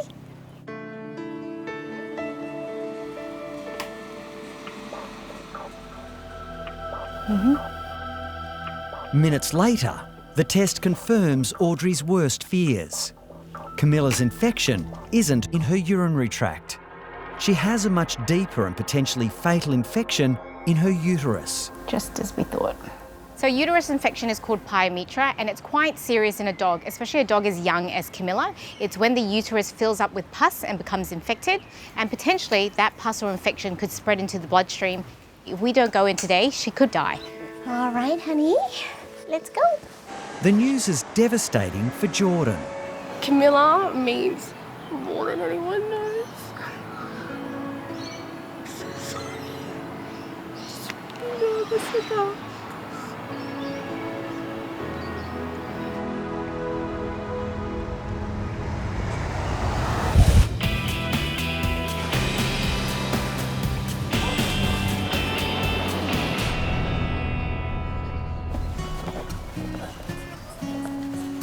Kate is about to make a house call on a very common pet with an uncommon problem.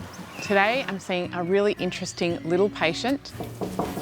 He's probably not as furry as the usual patients. However, he's still super cute and going to be super interesting. Hey, Dr. Kate. How are you? Hi, Schnitz. Schnitzel's like, what are you doing at my house, Dr. Kate? It's not even about you today, Schnitz. Hello, buddy. I know Talia because I also see her dog, Schnitzel. Oh, you're shaking, but I'm not going to do anything to you today, I promise. Today isn't about Schnitty. It's not about Schnitty. Because you've got a Dougie problem. We have a fish problem. Dougie, my goldfish, has been lying on his side. Will he swim to the top? He has not swum to Okay. the top. He's flapping, he's trying. You see a fish on its side, you assume that it's on its way out. It's not pleasant to see Dougie lying on his side. You know, when you have a fish that swims around a lot, the hard thing for me is not knowing if he's in pain. I don't know if he's suffering. What have you done so far in terms of your treatment to date? We cleaned the tank. Yeah. We have minimised how much food we've been giving him. Okay. Got 2 little ones. Yeah. Sophie and Redleaf. And they seem to be fine. We don't want to see him like this. That's the problem. Yeah. Oh, Dougie, you're in such a sorry little state down there, aren't you? What we've probably got here is either a water quality problem or we've got a swim bladder problem. Now, goldfish have this organ called a swim bladder that affects how they float and how they right themselves. And just looking at Dougie, he looks to me like he's probably got something wrong with his swim bladder. When there's not enough air in the swim bladder, it means that they're going to sink. And that could be because there's some kind of a tumour in there, it could be bacteria, it could be because it's blocked.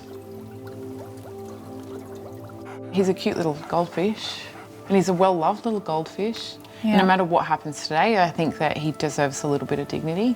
Okay. It might be that potentially we do have to put him to sleep. Okay. I think we'd be quite upset if he died. Obviously, we understand that goldfish can't live forever, and you know, we think at 2.5 years we've done pretty well to keep him alive. But it'll be sad if he doesn't make it. I'd like to take Dougie with me so I can get an X-ray. How do you X-ray a goldfish? What I'm going to do with Dougie is I'm actually going to put him under an anaesthetic. Okay. So the way that we anaesthetise a fish is that we put them in water with medication in it. So there are a few risks involved in that. But saying that, I think it's worth it. You know, like, he deserves a chance. Poor Dougie. Okay, Douglas, let's get you off to the clinic. I don't know that I can fix him, but what I really think that I need to do for Dougie and for Talia is to give them some kind of prognosis. Bye, Schnitty. See you later, Gator. Bye.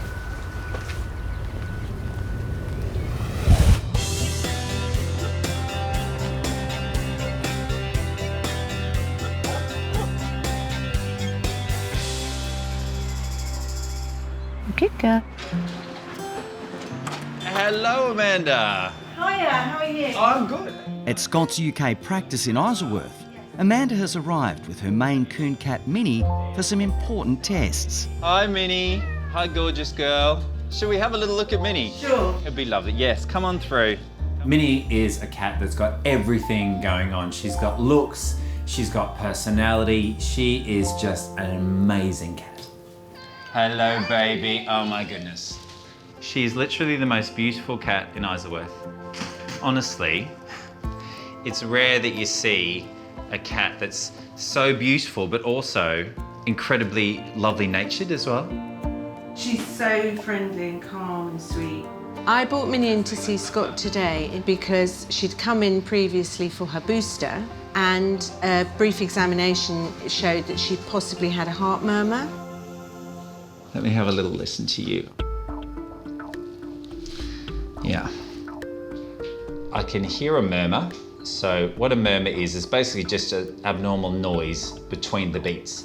So for all her perfection, this bit's the slight imperfection. Amanda's trying to be brave, but she's already lost one beloved Maine Coon to heart disease and now fears the same fate for Minnie. I got my first Maine Coon, who was called Casper, a magnificent boy, about 11 years ago. I was so in love with him. 6 months later, I got his half-sister, it's Minnie. Minnie! They've had great lives, active, healthy, and then out of the blue, about 18 months ago, Casper had a really serious heart murmur. And sadly, he passed away about 3 months later. So my biggest fear with Minnie is that she dies. It must have been hard for you. It was, which is why I'm desperate to avoid the same thing. Casper. He had a condition known as hypertrophic cardiomyopathy. It's basically the thickening of the walls of the heart. We are all incredibly concerned about Minnie and worried that she may have a similar condition. You beautiful girl. The priority is to fully understand Minnie's cardiovascular health. Poor Amanda, she is really quite worried about the situation, and I'm also a little bit nervous.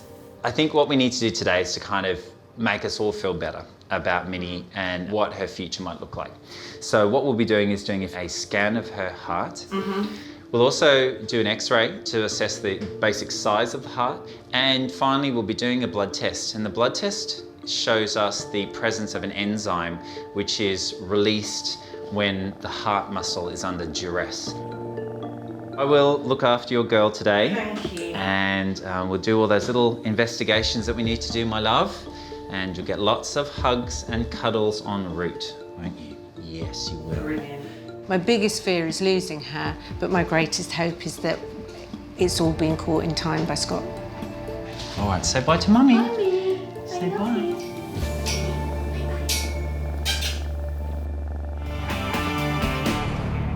All right, let's go. Come on. In Sydney, Audrey is on her way to hospital with French Bulldog Camilla, who has a uterus infection called pyometra. She needs urgent desexing. Pyometra is a serious disease that can happen if you don't desex your dog. It can happen every time they come on heat. The uterus can become infected, and it's very, very serious, especially in young puppies. Okay, let's take some bloods. What's happening back there? Nothing.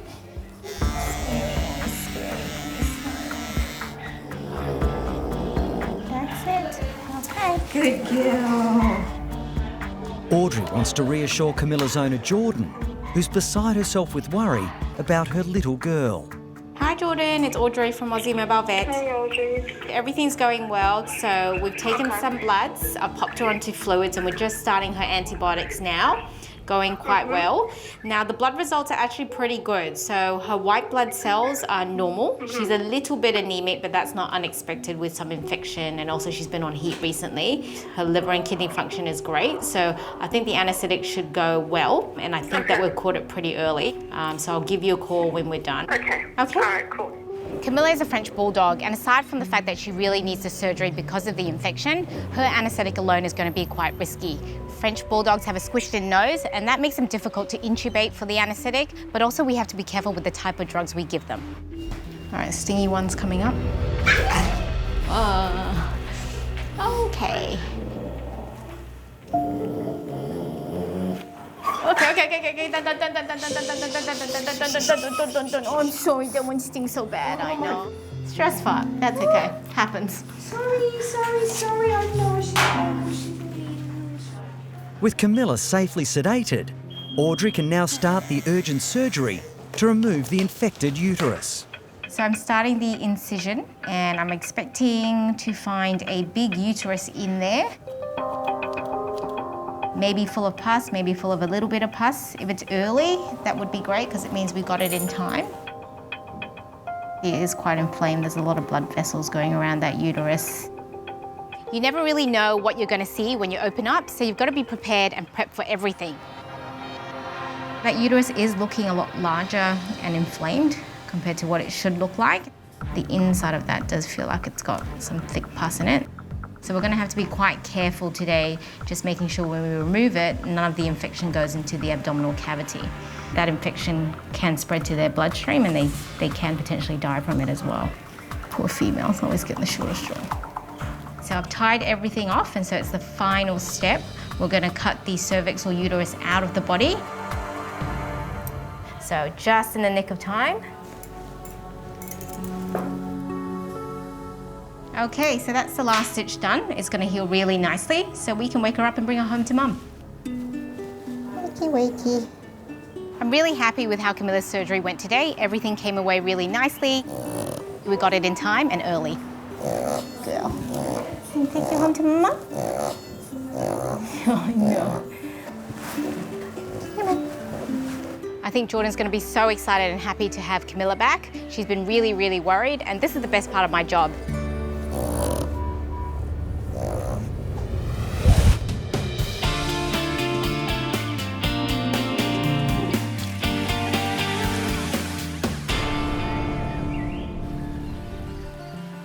Here we go, kids. Get up here. Everybody gets some. On the outskirts of Sydney, the newest member of the Bondi Vet team, Dr. Rob Zammit, is catching up with some hungry friends. Come on, all gone. I've got none left. No more. As a veterinarian, it's more than just a job. It's a very big part of your life. It's so beautiful. In a career spanning 50 years, Rob has treated every kind of animal, from cats and dogs to more exotic creatures, like those found here at Zambi Wildlife Retreat. Come on. There you go. Zambi exists as a retirement home for animals. A lot of them come from zoos as well as circuses. They come here and have a forever home. We look after them and give them a really pleasant final years of life. Hey, Jess. How you going, Rob? Good. Gee, they look good in the new house, don't they? Yeah. Today, Rob and Zambi team leader Jess will be giving contraceptives to 2 baboons to prevent an unwanted pregnancy in their twilight years. What are the girls' names? Pinky, she's the oldest, and then Flash is the younger female. Watch out for her friend. First up is Flash, who's been sedated so she can be moved safely to the operating theatre. Okay, ready to go? We have to be cautious to make sure that no keepers and myself get scratched or bitten. They could grab your hand, pull your finger through and bite your finger off. That's how aggressive they can be. And baboons could harbour diseases like HIV and hepatitis, and they're often transferable to humans. So we're careful. So we'll take the old rod out, contraceptive rod out, and let's make sure it's worked.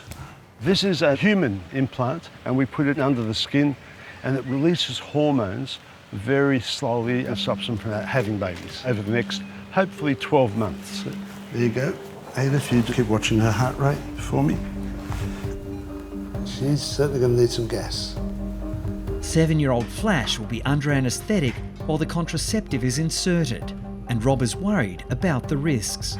The most nerve-wracking thing for me is making sure the animal lives through the procedure when you anaesthetise them. You know, I've got their lives in my hand and I'm sweating. Overdose them because they're only little guys and you could kill them.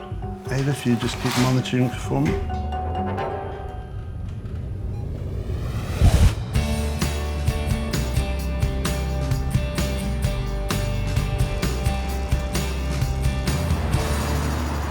What we'll be doing is doing a scan of her heart.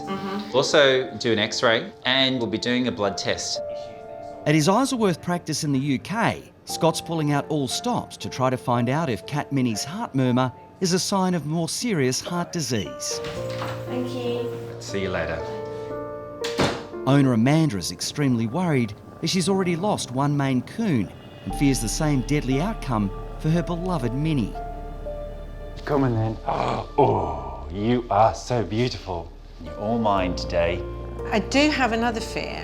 I'm worried that Scott might actually not give her back because she's a terrible flirt. She's been laying on that table. Scott has not taken his hands off her and I'm a little bit worried. So we've got Minnie, The most beautiful cat that possibly ever existed. Yeah. She's amazing, isn't she? So we'll take bloods first, but then we'll do ultrasound, and then we'll do X-ray. Scott's starting with blood tests to try to give an indication of Minnie's overall health. It's okay, don't worry. Samples will also be sent away for analysis to determine the seriousness of Minnie's heart murmur. Okay. All right, sweetheart, okay.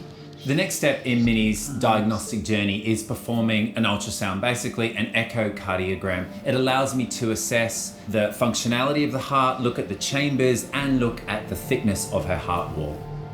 Good girl. The ultrasound image is not what Scott was hoping to see. So, looking at this, it does look like the walls of the heart are thicker, which means that it has to overwork, which leads to elevated blood pressure and, in the end, heart failure. It does unfortunately look like she has the same condition as her brother. It's heartbreaking to think that not long ago, Casper, Minnie's brother, suffered at the hands of cardiovascular disease. His heart failed and sadly he died. And it does look like Minnie is going along this same path, and it's heartbreaking for me and it's very heartbreaking for Amanda. X-ray. Scott's hoping X-rays of Minnie's heart will provide some more encouraging images. That looks good. So the heart's not very big. It's very much within the range of a normal-sized heart. So that's good. That means that any disease process that's going on with Minnie is actually very early days. Good girl. Is that a bit stressful, was it? A little mixed bag of results for you, so we'll just have to wait and see what the bloods show, won't we? Yes. Scott now has to break the distressing news to an anxious Amanda. Hi, Amanda. Hi, Scott. How are you doing? Do you want to come on down? A few things to talk about. Oh, okay. So we started off, we took some bloods just to look at her general health. That's good. So her kidney function's good, but she does have hypertrophic cardiomyopathy, just like her brother, I'm afraid. This isn't a death sentence. It does mean that her life is probably going to be foreshortened. There really isn't anything that you can do. You need to give her the best life you possibly can for as long as you can. And I know you love her to bits. What's not to love? Just want to give her a big hug. I won't lie, I would have loved to have come in today and he would have said, oh, she's absolutely fine. Here's Mummy. Hello, Minnie. Oh, you are such a... So good, isn't she? But I just give her a great time. She's very special. Minnie, are you still a bit tired?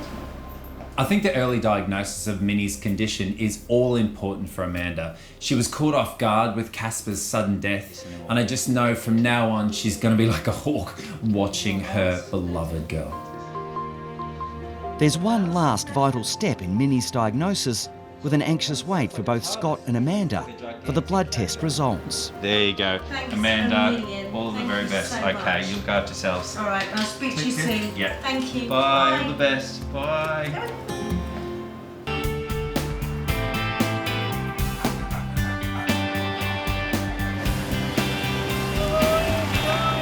In Sydney, Look who's here. Jordan can't wait to be reunited with her beloved Camilla. Couldn't have gone any better. We got there just in the nick of time. So she should recover well. So antibiotics in her fluid line today and also antibiotics to go home with. So Camilla's case really highlights the importance of desexing your pet, as well as the behavioural problems and the unwanted pregnancy. For us, it's the medical issues. Infection, breast cancer, those kind of things are really important, and we are starting to see it a lot more as people are delaying desexing or stopping desexing altogether. I know. You're ready for bed. Thank you, Audrey.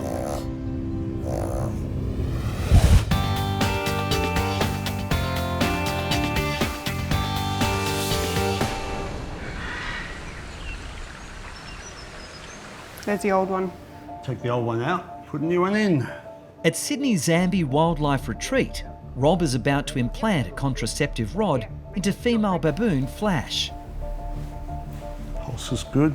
The 7-year-old is under a general anaesthetic, and Rob doesn't want to keep her asleep any longer than necessary. I don't like to keep him out too long at all. It's just too dangerous. You've got to worry about breathing. Is his heart rate okay? Blood pressure all right? It's their life, and I want to make sure it's a happy one for as long as possible here. Okay. Very good. Let's do it. Zambi team leader Jess keeps a close eye on the sanctuary's retired baboons, who came here after spending most of their lives at a zoo or in the circus. I do have quite a bond with these baboons. We put contraception in these guys yearly because we don't want them to get pregnant. We don't breed here, so we do everything that we can to prevent that. Just see if you can tease it out. I'll keep working on this end for you. Beautiful. That's it. We've got him out. With the old contraceptive extracted, Rob works quickly to insert the new one.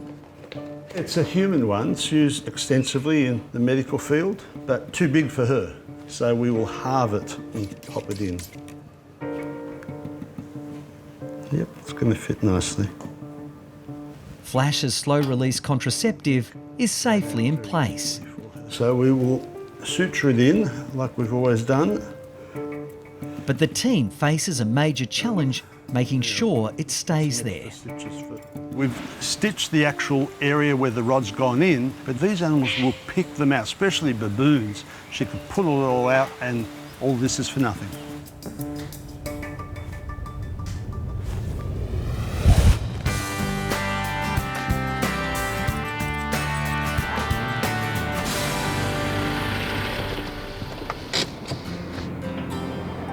Today, Scott's making a home visit to give Amanda the all-important results of the lab tests on Minnie's blood.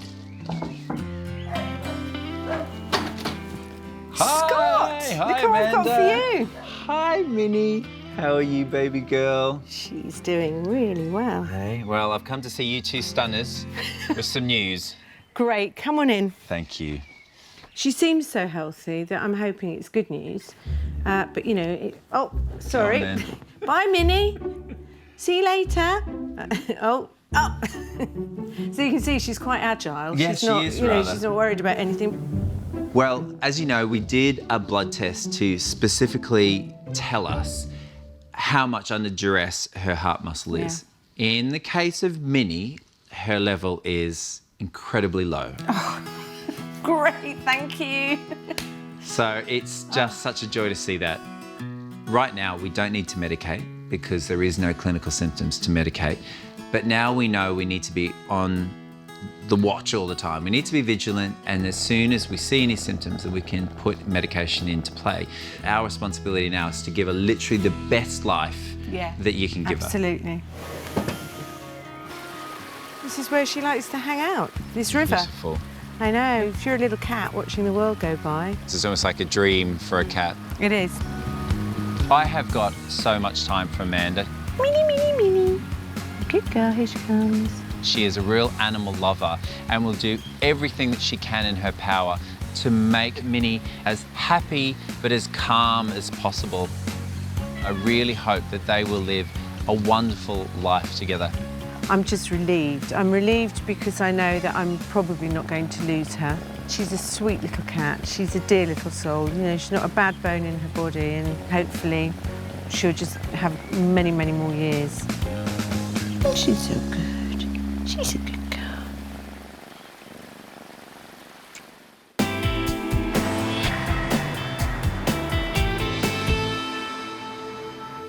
We're going to just figure out how much anaesthetic to put in here.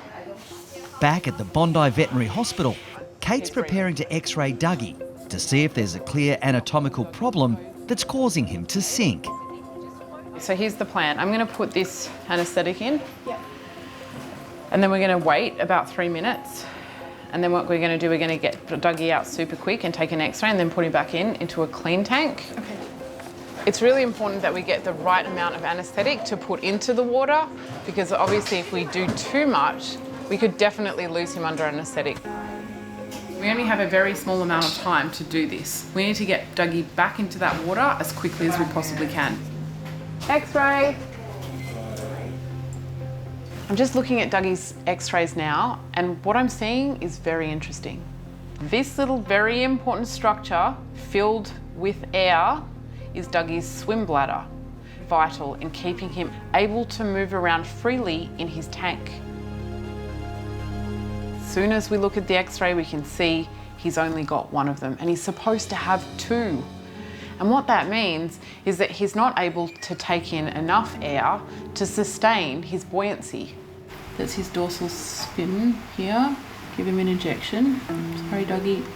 Because of his birth defect, Kate must now find a way to fix Dougie's one and only swim bladder. So I gave Dougie an injection of antibiotics. I'm hoping that if there is an infection down in that swim bladder, that we can actually move it. The second thing I did is I just put a little bit of air into Dougie's esophagus so I can see if I can inflate that swim bladder a little. And Dougie can get better and he can start to swim on his own. Kate has one more unconventional treatment to refloat Dougie's ailing swimming career.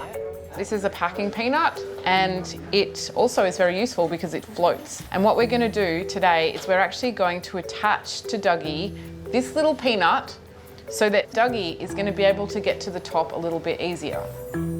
If I put my finger through Yes, there, that would be ideal. I don't actually know if this is going to work, but everything's worth a crack. It's very fiddly. You'd have a sore back if you worked on fish all day, wouldn't you? Yeah. Oh. So this is going to give Dougie a little bit of mobility, or at least that's what I'm hoping it does. Okay, Douglas, let me just grab the end. Okay. Yep, great. So you can already see, like, Dougie's going to be like a normal fish. He's just got a disability. It's so cute. I feel like it's going to give him some freedom. My main aim for him is I just want him to have a good quality of life. When it comes to goldfish, there is no real instruction book, so it's a lot of common sense and trial and error. Kate's unorthodox life jacket soon has Dougie up and about again. Thanks, look at him go! He's going to love it. Look, he's like a normal goldfish, guys. What I'm hoping is that when he gets home, this little floaty is going to make life so much easier for him.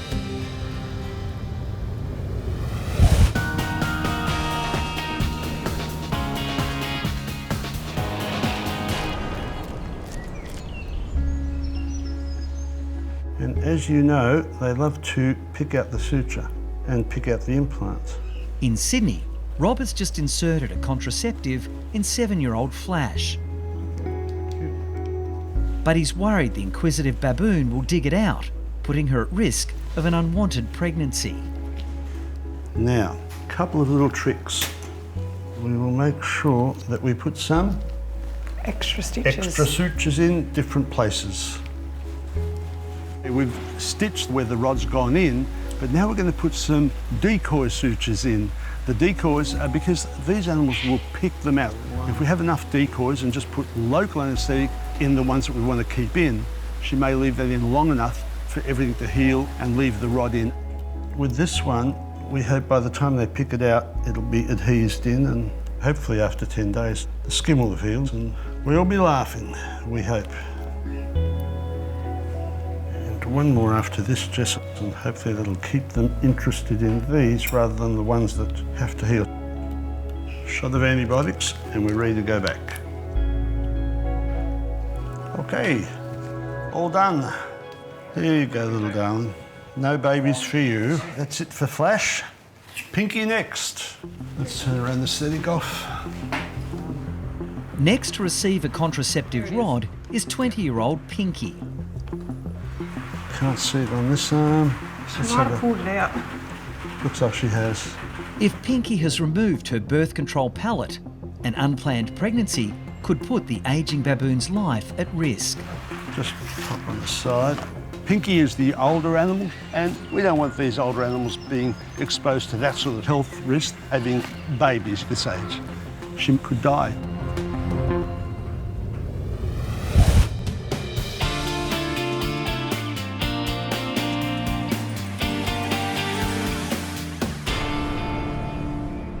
Coco, let's go.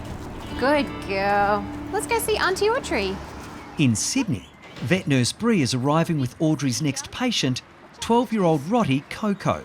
Auntie Audrey. Hi, Coco. How was she for pickup? Oh, she was an angel. She's so good. Gentle Coco has a big problem that needs urgent attention. So we're in today to remove that massive lump. Yes. And I've been seeing Coco because there's been this lump on the back of her thigh, or more near the base of her tail, and it's growing. It's growing really quickly, and it's now starting to press on all the areas that is causing pain when she's walking or getting up. She doesn't like it when we touch her. Yes. Audrey is hoping it's a fatty mass called lipoma, and nothing more sinister. So you can see it's coming, it's almost lobulated. So it's got a big one here that's pushing her tail back. And then it's actually extending all the way here. So if I grab it, we're looking at a lump the size of half your head. I'm concerned because it's so big, but also it seems to have almost 2 lobules to it. One going over the thigh and the other one going towards the bottom. So Brianna comes up with a cute little phrase, we call it the double bubble butt. So Coco now has a double bubble butt. And just the position of it, it's kind of in an odd place where it's pressing on her hip, it's pressing on her bottom there, so that might start to affect the way she can go to the toilet. That's what Mum was saying this morning, so they're really quite worried about it. Anxiously waiting at home is Coco's worried mum, Duo Lee. We've had Coco for 12 years. We've had her since she was 8 weeks old. She's a big part of our family, and we really hope we can remove this lump and she gets back to her old self. You can see how big it is because her actual tail just bent to one side, so it's asymmetrical now, and then that lump is huge. I know. Come on. Come on, beautiful. Let's get that double butt off. Getting sleepy. So we give Coco the general anaesthetic through her vein. You were so good. She goes to sleep. And then we have to lift her onto the table to connect her to the anaesthetic gas. Both me and Bree found our muscle power.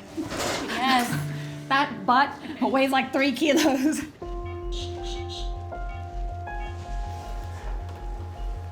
So we've got Coco under general anaesthetic, so she's on the oxygen and the gas. Suddenly, Coco's in trouble. She stopped breathing.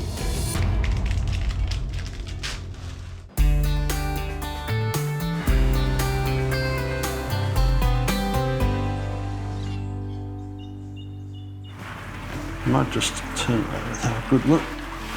At Sydney's Zambi Wildlife Retreat, Rob is worried 20-year-old Pinky's contraceptive implant has gone missing, exposing her to a possible life-threatening pregnancy. Normally exotic animals, we don't desex them quite like cats and dogs. We ensure they don't breed by giving them contraceptions, just like taking the pill. Oh, there it is. It's just here. That's moved. Right in, where'd you find it? There it is, right there. Great, all good. The team is relieved to discover Pinky's old birth control device is intact. All good, no baby. An ultrasound scan confirms Pinky isn't pregnant. Let's do it. And Rob and the team get on with the job of inserting a new contraceptive pallet.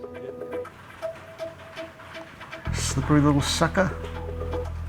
We'll put these finer ones in. I think I'll put O sutures everywhere else for her. There you go, darling. 4 sutures for you to pick out. Leave the other 2 for me, just for a little while. All right, Pinky, you're all done for another year. Okay, anaesthetic off. It will take 2 weeks before the danger of picking the birth control rods from their bodies is past. Baboons are very intelligent animals, and yeah, if they see a suture there that's holding something in, they will try and work their implant out if they can feel it. So we have to be cautious.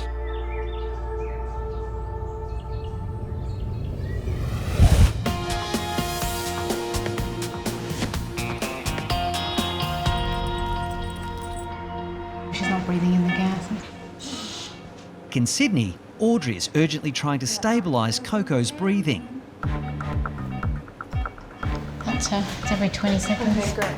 An anxious few minutes later, Coco's out of danger. We've got that.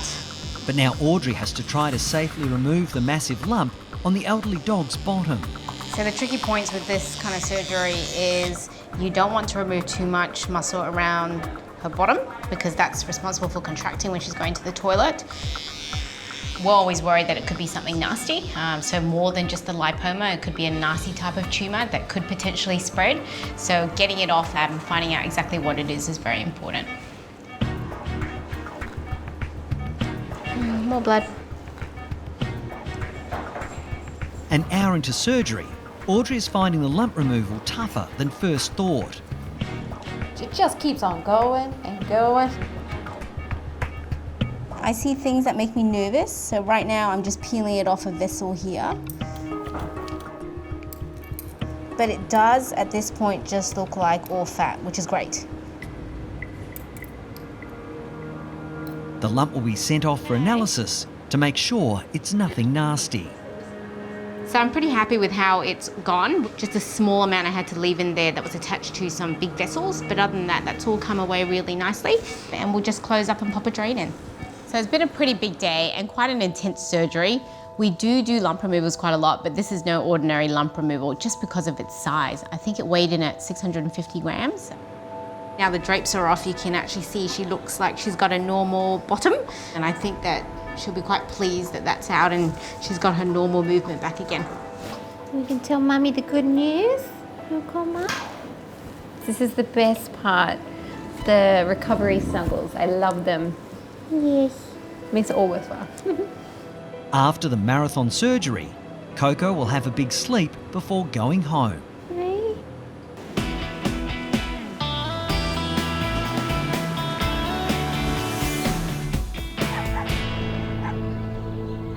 All right, Dougie, ready to go home? In Bondi, Kate's returning goldfish Dougie to owner Talia. Hello again. Welcome back. Everybody. I'm back. Hi, Snitty. Come on in. Guess what? I've got Dougie back. So first things first, we should probably get Dougie back in his tank, right, before we have a chat? Yeah. It's good to have Dougie back. So I was not expecting to see him again, so Dr. Kate's done an amazing job and hopefully he's on the road to recovery. What's that on his back? This is what I call Dougie's life jacket. Okay. Gives him some buoyancy. Yeah. And it obviously takes him up then to the top, and it means that he can get around like a normal fish. Look at him go! He's happy. That was like a happy fish. It's like having a party in there. I've never seen him like this. And he can happily live like this for as long as you would like him to live like this. Yeah. We're really excited to have Dougie back in the family home, and with Dr. Kate's extensive routine, hopefully Dougie will be able to be himself again. You gonna come over here? It's been a month since Coco underwent marathon surgery to remove a massive lump, and Audrey's keen to see how she's doing. So all her hair's started to grow back, which is great. And I can see that excess skin, because obviously it was all stretched from the size of that lump, that's all contracted in. And that's made the healing look a lot better. And even her muscle's starting to grow back on this side because all that muscle was pushed aside from that huge mass. So I'm very happy. And she's obviously going to the toilet a lot better now? Yep. Great. So every time we remove a lump, especially a fast-growing lump, we're always worried that it's nasty, whether it's spread internally and it's going to affect her quality of life.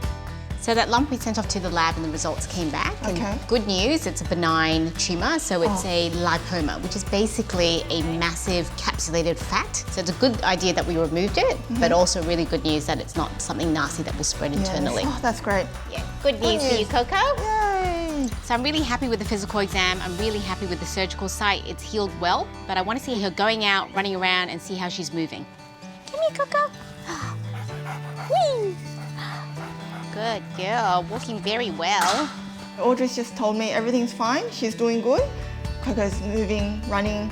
So yeah, so hopefully we'll have Coco for another 10 years. So very, very happy with her recovery and progress. So keep me posted, we'll keep checking in on her and I guess, yeah, we'll keep in touch. Right. Good news today, hey? Yeah. All right. All right, thank you. See you, Coco, see you, Gio. Bye. Bye. Bye, Audrey. 2 weeks after surgically inserting contraceptives into baboons Flash and Pinky, Rob has returned to find the birth control implants are still in place and their wounds have healed well. We'll just monitor Pinky and Flash, make sure their recovery is good. These are not young animals. You don't want old animals having babies. Let's enjoy your life and don't worry about the kids anymore.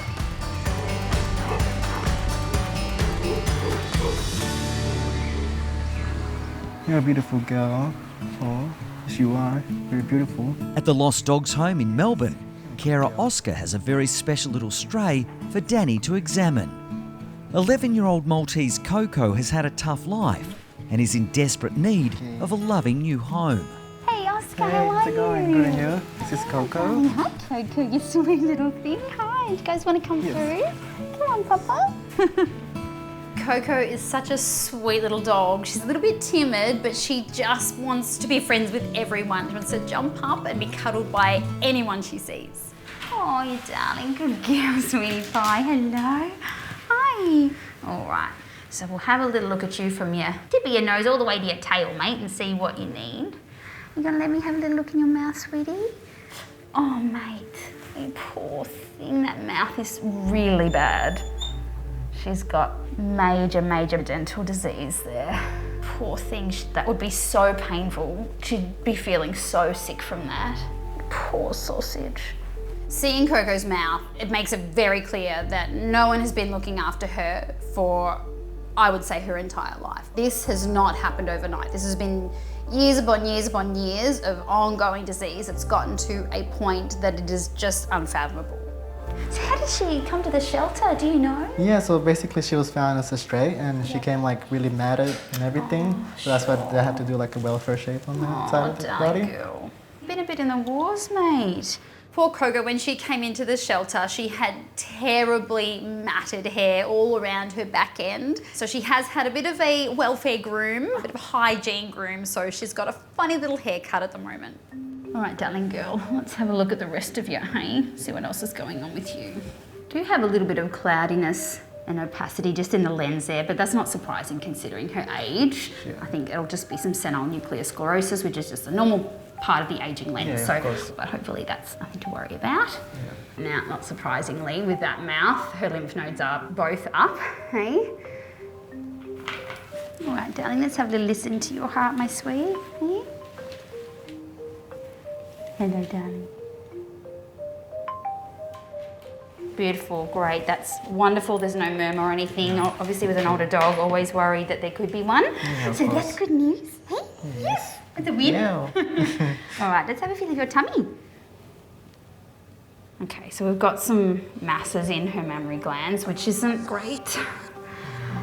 When I'm feeling those tumours, I am hopeful that it is just benign based on what I'm feeling, but I'm also really anxious knowing that if they are malignant, it's a really bad prognosis for her. She's gonna have to have those removed and hopefully they're not a malignant tumour.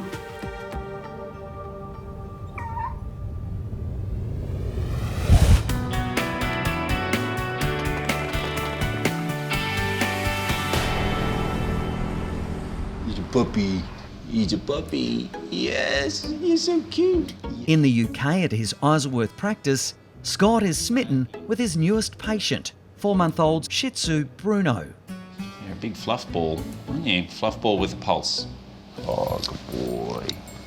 If only a day in the life of a vet was all about cuddling puppies. It's really nice to have some light relief and just get to snuggle a puppy. He is like an Ewok, you're right.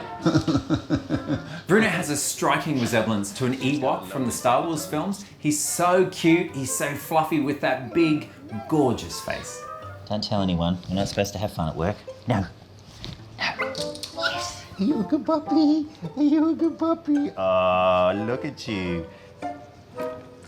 But today, little Bruno isn't here for a social call. Poor puppy. Underneath all that fluff, Bruno does have a bit of an abnormality. He has a condition known as cherry eye. It's called a stonker. Where the gland within the third eyelid is inflamed and enlarged. See, that's the abnormal eye, and then you look and this is his very handsome normal eye. So the third eyelid sits just behind there and it flips over. It's a little bit of anatomy that us humans don't have, but dogs and cats do. Bruno is just so handsome. It's such a shame to see that eye looking so odd and uncomfortable. Okay, little man.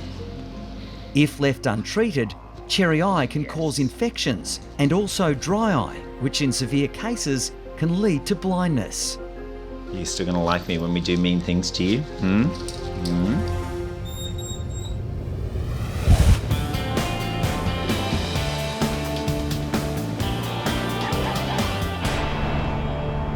In you go. Got Hendrix here to see Dr. Kate. No worries, take a seat, she won't be long. Cool, thank you. At the Bondi Vet Hospital, Emily and Dave have just arrived with Groodle Hendrix. Oh, he's very sweet, aren't you, Hendrix? But looks can be deceptive because Hendrix has an embarrassing problem. So Hendrix has had a really itchy, horrible ear for a while now. It's probably been a month, I reckon. Yeah. And it stinks. Hey guys. Hi. Hi, Andy. Hello. How are you? Are you good? As soon as you walk out into that waiting room, Hendrix is itching his ears. They are so itchy. In we go. Let's get these ears sorted out. Come on, buddy. So he's got bad ears. Yeah, this has been a while as well. I think it's got worse. Okay. So it's quite smelly for a start, and then the itching's just got quite intense. And even though like we've been cleaning his ears, so I think it hides the smell a bit, but he's rolling around, kind of bashing his head on the floor. Yeah. I think it smells like fish, but you think it smells like cheese. Cheese and Vegemite. Oh, buddy, come on, little buddy. Oh. What is he? 17 kilos. 17 kilos. So good. Good boy. Now, guys, you tell me that he's quite a swimmer. Yes, he loves to swim. Okay. He's got beautiful teeth. That's good. Beautiful long eyelashes. Yeah, I think we might need... Holy moly.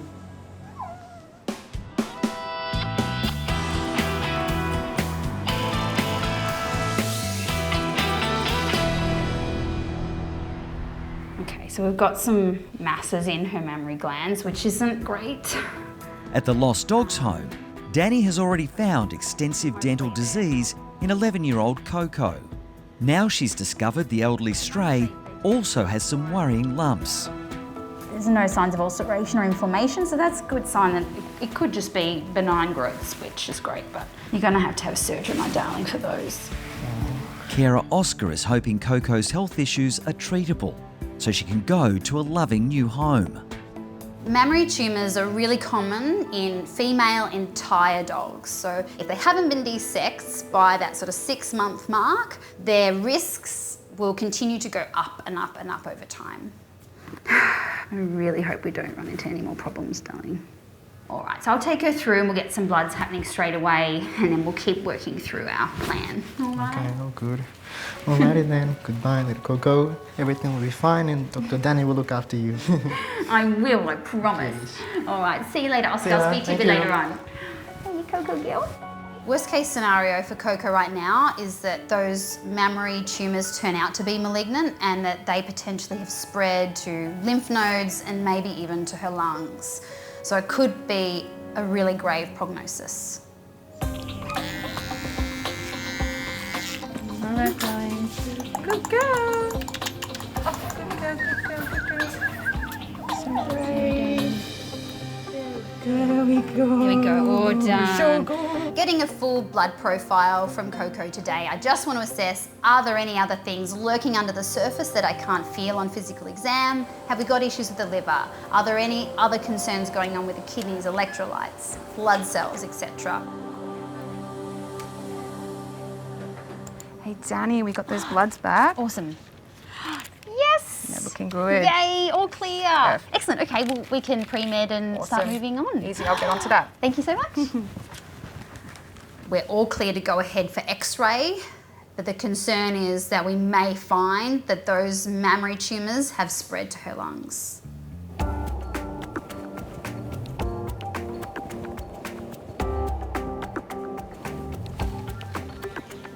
X-ray.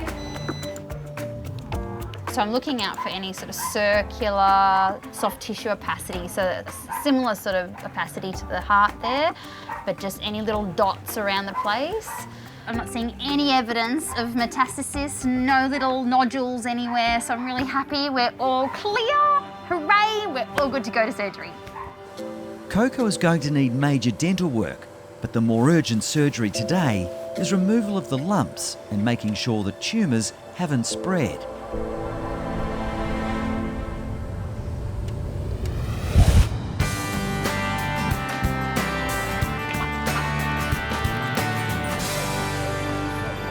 So you can see that's the abnormal eye, and then you look and this is his very handsome normal eye. In the UK, Scott is about to perform surgery on young Shih Tzu Bruno to repair the 4-month-old's protruding and inflamed third eyelid. You know what? I normally don't go for little fluffy dogs, but he's so cute, isn't he? Yeah, he is. I'm not sure about the hairdo though. What is this? I have no idea. And it's not even like it's wonky. It's all... Like, honestly, I'm going to talk to your parents about that, mate, because that's not a good look. So today I'll be performing basically a plastic surgery procedure on the eyelid. You are so brave. What a big, brave Bruno. Yeah. Just so it's not very scary. This is some anaesthetic. That's a machine that makes oxygen. Uncle Scott will sort your eye. And then you'll wake up and be very handsome. Okay? Sound good?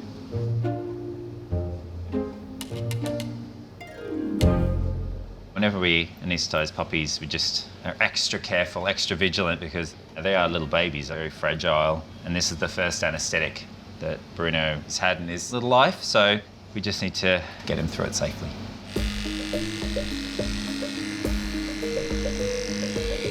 There's the third eyelid there, and the gland's popping out. So my job is basically to encourage it to stay there. So what we'll be doing is almost like tucking the gland back to where it should be. So I'll be producing a little sleeping bag really to nestle the gland back in underneath that third eyelid. Being that it's an eye surgery and being that we are performing it on a puppy, all my instruments are little mini instruments, very fine and delicate. Bruno's diminutive stature actually makes it really difficult to perform this procedure. You do have to focus on the job at hand, but of course it's very close to a really important structure, which is the eye itself. So one false move, you could jab the eye, injure it, and that could lead to blindness. You can see it looks very red, very angry, and that's because it's constantly being irritated by the atmosphere. If you pull that one out more, that's it. And then come back a little bit towards you. Vet nurse Gemma is providing a much needed extra pair of hands while Scott performs the delicate procedure. So if we flatten down a bit more, that's it. So you can see I'm just trying to push it back in, but like all kids, they're kicking and screaming when you're trying to get them to go to bed. So I am fighting this gland a little bit. Now it's starting to slide where it's supposed to go. You can see the gland is no longer popping out. Now you can see where it is, sleeping nestled in that sleeping bag that I have made for it. But being that it's not exposed to the elements anymore, that will just keep going down and it'll get smaller and smaller and smaller, and then it will look exactly the same as the other eye. There we go, Bruno, one fixed eye. All right, now what we've got to do is work on this. Terrible. All right, shall we wake him up? Yep. And there we go. Good boy. That was quick, wasn't that? All right. Yeah, good boy. Well done. To perform a procedure on a puppy, they are like furry babies. They do need that extra bit of TLC. Boy, it's okay. Yeah, it's okay. Come on then, let's go. Come on. Poor little man. There we go. Good boy. Yes. Good boy. So cute. Yeah, so cute. That's nice.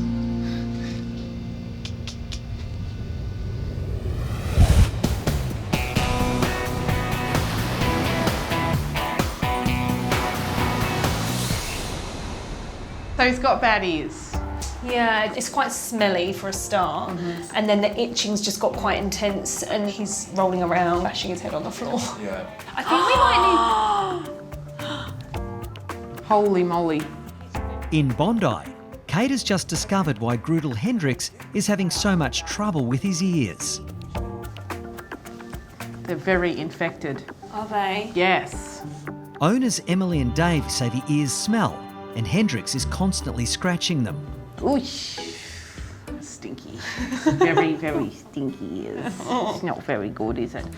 You know, these guys described it really well when they said it smells like Vegemite. I always encourage people to get used to what normal ears smell like. This is not normal. This is definitely not normal ear smell. Is it, Handy? It's just a bit of a surprise. It has been smelly a while, so it's good to understand what it could be, but didn't think it was going to be a serious ear infection. We just thought maybe we haven't been putting his eardrops in properly. So all of this here should be probably not as white as he usually is, but this here shouldn't be this dark. So the reason that the drops are not doing anything is because you probably got like a water-based drop, and a cleaner is not going to fix an infected ear. He's got these really long ears. They never get any air. Water mixed with no air becomes a recipe for ear infection. Oh, Handy. Poor little Hendrix. This would be so uncomfortable, and the only thing that I can think of is if you have some kind of intense itch, like an itch at the bottom of your foot, and you had to put it into a shoe and not itch it like the whole day. That's what it would feel like. It would be so, so itchy. If I do this to Handy, he'll be like, that is so good. Yeah, he loves that. Because it's so itchy. So what we're going to do, we're going to take a little sample of these ears, and I'm going to have a look at it under a microscope. Yep. And then what we're going to do, we're going to actually put something down there that will work. Okay, great. Okay? We could be dealing with multiple things. We could be dealing with certain types of bacteria. Ooh. We could be dealing with certain types of fungal infections. And what we need to do, we need to establish what this is, so I can then decide what I'm going to use to treat this particular ear infection. So we're going to stain these, and this allows us to actually get some colour on whatever's going down in those ears.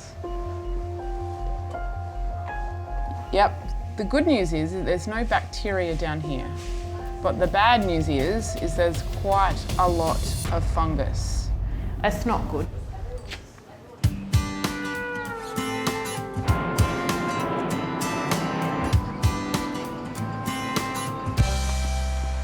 How you feeling? Ready to go see Mummy? Hey, come on then. In the UK, it's been 4 hours since little Bruno's eye surgery, and he's now wide awake and ready to be reunited with his adoring owner Katarzyna and son Marche. You're so cute. There's your boy.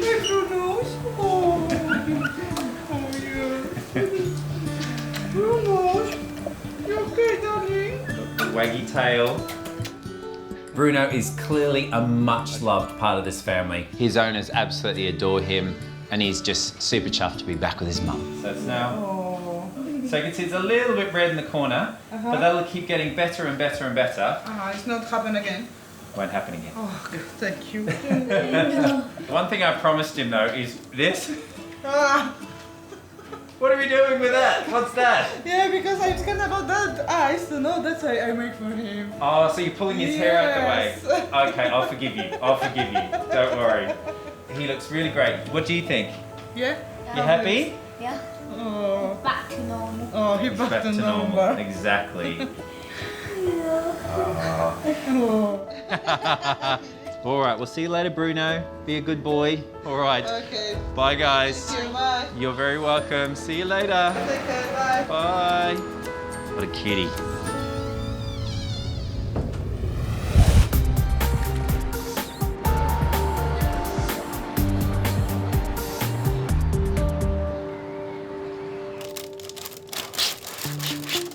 In Melbourne, 11-year-old Coco needs urgent surgery to remove worrying lumps in her mammary glands.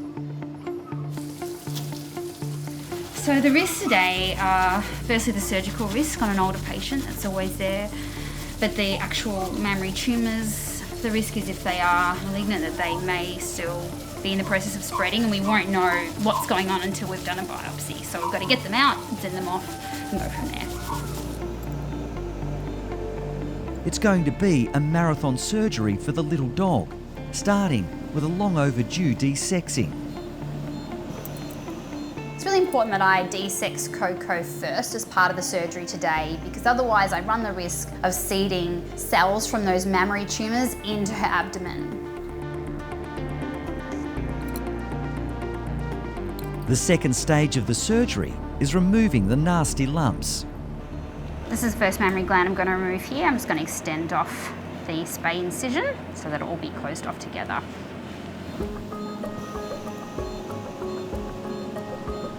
This is absolutely a big soft tissue surgery for an old little dog like Coco, but without doing this, we just don't know what's going on and what these tumours could be doing to her.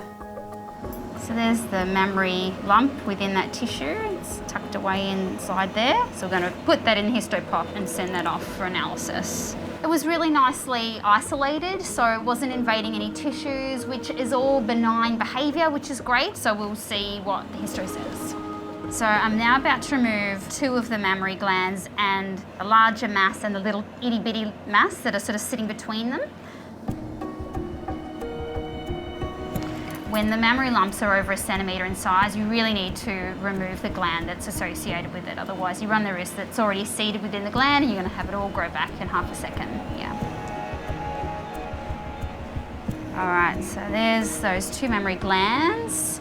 So I'm happy I've got all the lumps out and the associated mammary glands, so that's great. Hopefully the histo comes back, they're benign.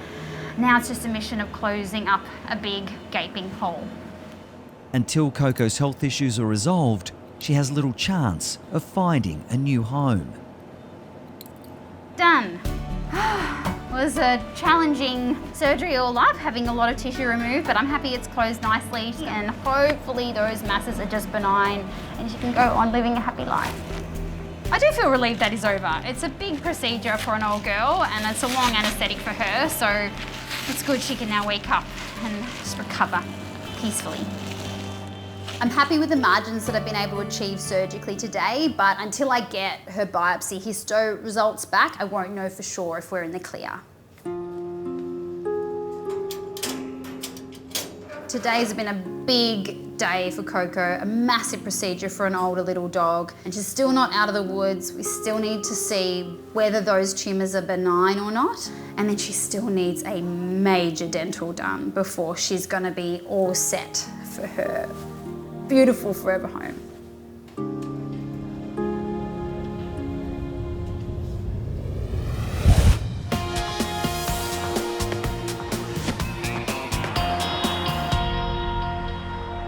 In northwest Sydney, Rob is on his way to a house call to check on a very special little boy. Hero. Generous-hearted foster carer Denise has been looking after 5-year-old rescue dog Hero. I have dedicated 30 years to rescuing and rehoming dogs. I have 4 dogs of my own and I'll foster 1 or 2 small dogs. Brave little Hero has had a tough life. Come on, Hero. Born with a badly deformed front leg that made mobility a constant struggle. Hero isn't able to go for a walk on a lead like a normal dog. So he gets put in his pram and off he goes. Not like other dogs who have functioning limbs, he's only got 1. Having only 1 functioning front paw puts considerable strain on Hero's back legs. So Denise is hoping Rob can operate to give the little stray a better quality of life. Hello, Denise. Yes. Hi, Rob. How are you? Good, good, good. This is young Hero that you've told me about? Yes. Gosh, he's a sweetie. He's had a really tough start in his life. He's got deformed front legs, both of them. He's got a wrecked back leg. So we're going to see if we can fix him. Isn't he sweet? Got a very kind eye, hasn't he? Yeah. Considering life's not been easy for you, buddy. No. Let's have a look at him. So he's got a bit of history. You had heartworm, is that Yes, he correct? did. Let's just check him over. Okay. He looks healthy now, thank God. Yes. Hero's had heartworm and he's had treatment. His heart sounds all good. All the valves are thankfully working fine. Hopefully we'll be able to proceed with surgery. So there. Whoa. Bad. Here's patellis. Denise, I think it's both. Oh, no. I really do. I'm so sorry. I'll know more when I take some x-rays. Okay. But his kneecaps are going in and out of the joint. Yeah. And so it's making it very hard for him to stay stable. Normally, a dog takes 80% of his weight on his front legs. Yes. And, well, he can't do that, and he's throwing all the weight back here as much as he can. Yep. And that's putting so much strain on his back legs. Poor little fellow. You're a gorgeous little thing, aren't you? I'm thinking that Hero is worse than we first anticipated. Bye, Hero. I'm nervous for him. You be a good boy.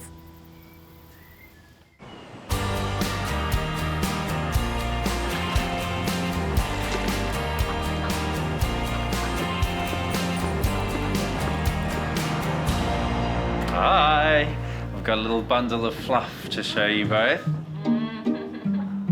An unusual patient has just been dropped off at Scott's Isleworth practice. So this is an unnamed fox cub. Oh my God. How magical is he? Receptionist Catherine and vet nurse Natalia are captivated by their enchanting youngster. Oh, so cute. Now the girls want to hug you, so there you go. Yeah. Scott enlists the help of Spanish-born Natalia to name the little fox. What's the word for fox in Spanish? Is that it? Zorro means fox? Yeah. Oh my God, that's it. There we go. You like it? I love it! I love it! Fox. Now, many people might not have seen a baby fox before, but they come in the cutest package possible. But this guy, wow. Oh, look, we've got you some food. Look. Look. He is an absolute stunner, and seriously, I really think he's going to be quite the lady killer when he gets older. The 3-week-old baby fox was orphaned when a dog killed its mother and siblings. Very tragic story. So him and his 2 siblings and his mum were living in a garden, and the dog got mum, and she was quite badly injured. Luckily, a wildlife rescuer found this one little survivor and brought him straight to Scott. People have very differing views when it comes to foxes. Some see them as vermin, but others see them as a very important and beautiful part of British wildlife. The wonderful thing about foxes in urban areas is that they're actually a massive part of pest control. You know, rats breed all year round and breed a lot. And if it wasn't for foxes, we'd absolutely be inundated with rats. So maybe we should just have a little look over him. It's always really difficult about treating wildlife is you want to treat them like you would a dog or a cat, but actually you shouldn't, because the whole point of being wild is that they want to be fearful of humans to stay away and keep that separation, which actually keeps them safe. If you want to just hold him for me there. That's so cute. And let me see your teeth. Good. Have a look at your tummy. Oh, he's got an umbilical hernia. So he's got like an outie. Oh, wow. If you leave it, what can happen is the intestine can pop out and then it can get strangulated, which will lead to his death. So what we'll need to do is to actually correct that hernia. We'll actually have to stitch it up. Although Zorro urgently needs life-saving surgery, right now he's just too young and fragile to be put under anaesthetic. Come on, Zorro, in you go. Zorro will stay with his wildlife carer until he's bigger and strong enough for surgery. Okay, cuddle time over. Get back to work, you two.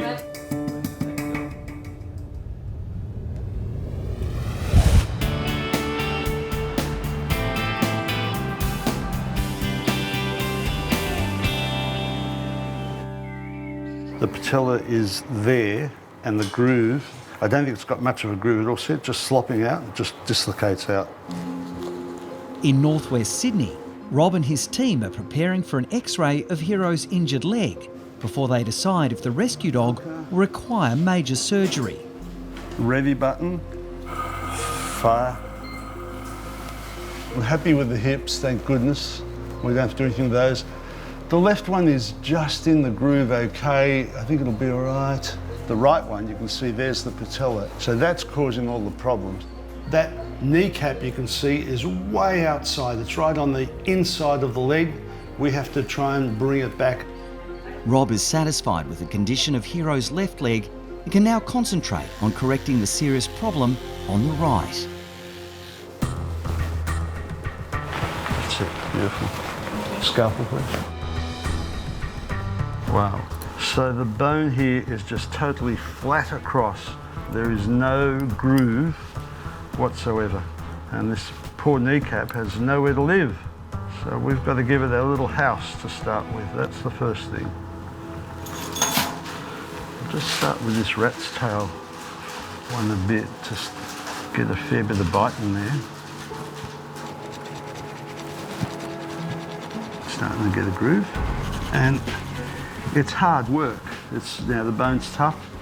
We're getting through cartilage and bone. So of course he's got a little bone that we're working with. It's not quite microsurgery, but boy, he's got little bones. At this stage, the patella's just been sitting literally inside the leg, and it's just as important in this little dog because he's got bad front legs, so we've really got to help him out. He's a very lucky dog that he came to us. I have all the faith in the world that we'll fix his leg so that he has a better quality of life. Look at that.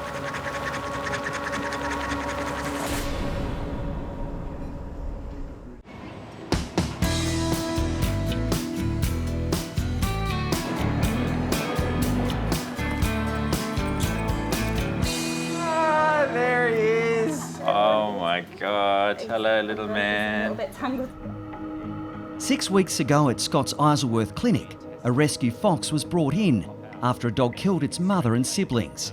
Dubbed Zorro, the little orphan had an umbilical hernia, but then was too young for surgery.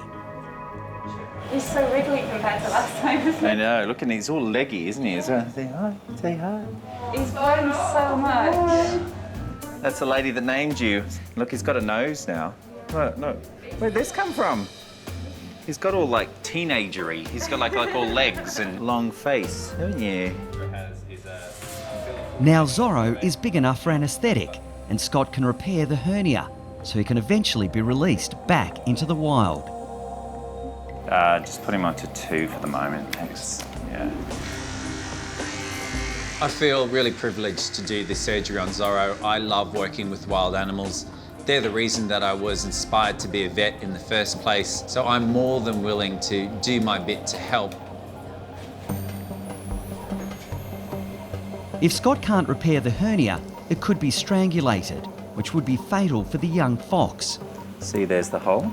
Oh, wow. It's not small. What we were feeling was this fat, so see, like that.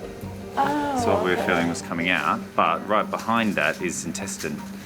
What I'm doing now is basically freshening up the edges of the hernia, and then I'm going to stitch it together so the hole is no more, and then no longer can any of Zorro's intestinal contents pop out to the outside.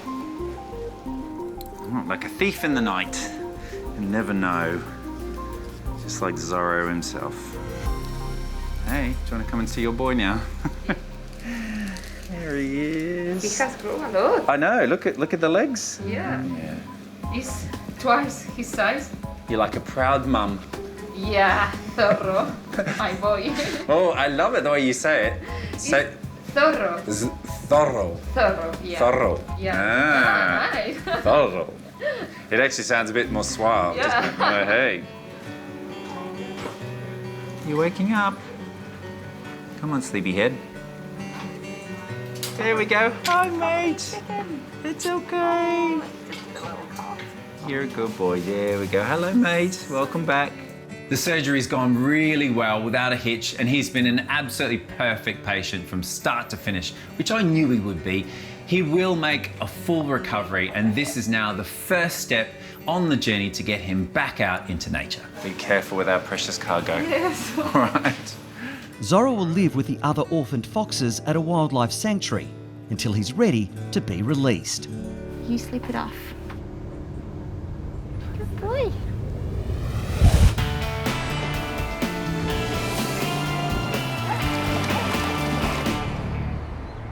Look at that. He's got bad front legs, so we've really got to help him out. In northwest Sydney, Rob is performing knee surgery on a tough little 3-legged rescue dog, Hero. All the muscles are orientated to pull the kneecap the wrong way, pulling it to the inside of the leg. And so we do have to actually stretch those. They're going to hurt a little bit when he wakes up, but we've got to stretch them so we get the whole thing in the right position. Just about there. It's still flicking out a bit. It's hoped the surgery will relieve Hero's constant pain and give him better mobility. So now we will chisel that.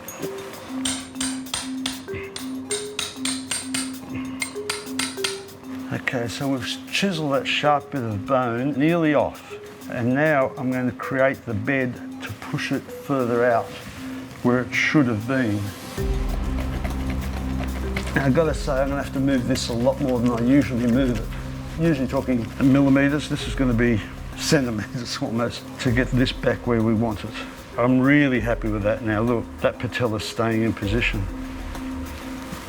I am really pleased with that. That's good.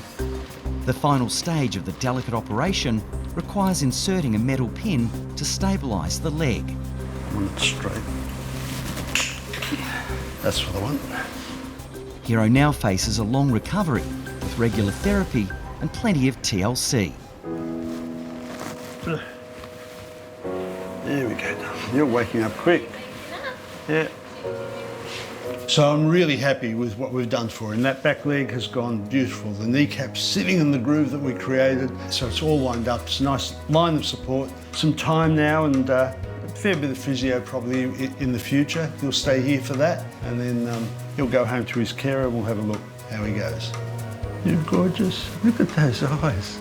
Aren't they gorgeous? There you go, baby. Put your head down and sleep.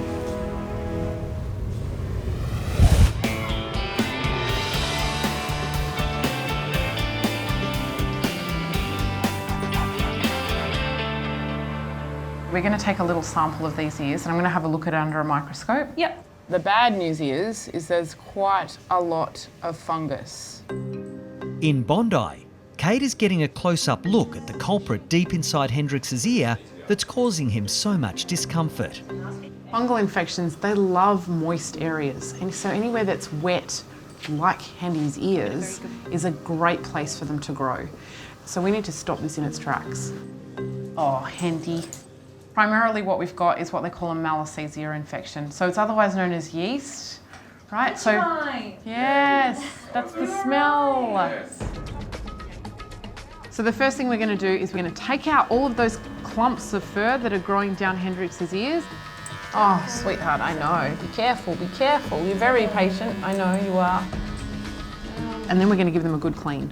That ear is already starting to look better and I haven't even done anything yet. I think the most important part of this is getting owners to recognise early when there is a problem. Ooh, that's what's coming out. Rather than letting it get to a point where it's a total mess, having it so that they can actually smell these ears and be like, that is not normal Vegemite ears, let's go to the vet.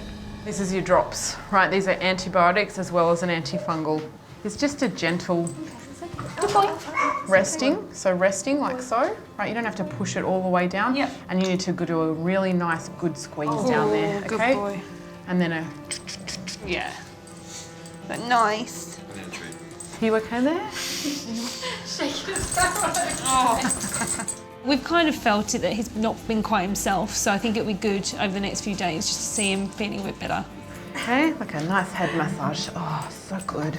So good. You still can't go swimming for 14 days? Well, honestly, I wish he wouldn't swim for 2 weeks while I'm trying to use the antibiotics and the antifungals down these ears. Come on then. Good boy.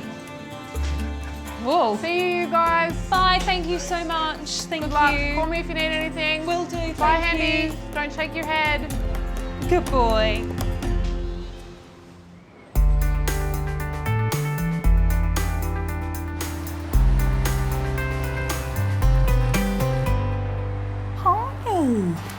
How are you? In northwest Sydney, foster carer Denise has been reunited with Hero after surgery to repair his injured leg. Feeling better? It's all gone really well. I'm happy. That's nice and stable. Yep. Took a lot of pulling. It was Did all it? the muscles on the inside were pulling that kneecap out of the joint. Yes. And the thing was literally flat. There was no groove. We put it all in. Yeah. It's nice and stable. It's wrapped up. That's great. Beautiful. It's a bit sleepy. He's got a lot of painkillers and drugs in him at the moment. He's in a happy He place. looks pretty happy. I don't know if he might be a little bit hungry. You want to try him on something? Look, Hero. Here you go. Good boy. You like those treats? don't you? Okay, Rob, so what's the next move? Well, that bone will take 6 weeks to mend. Around 4-week mark, we'll start doing a little bit more physio. Once he can use that leg on his own, he can go back to his carer. Oh, that'll be lovely. Thank you. Pleasure. Thank you for All the all best. you have done. Thanks, Rob. Bye.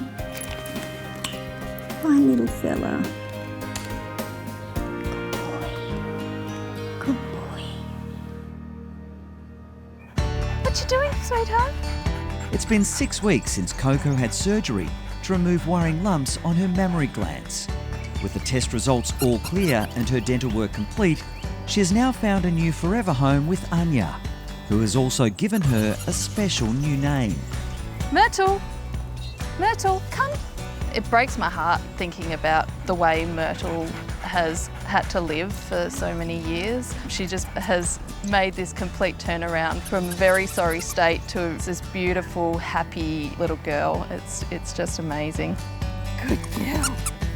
I would absolutely recommend that people adopt an older pet. They often sit in shelters waiting for long periods, so they're usually really grateful and so happy to be loved. Really nice, good squeeze down there. good Okay? boy. And Kate's patient Hendrix is much more comfortable after treatment for a nasty ear infection.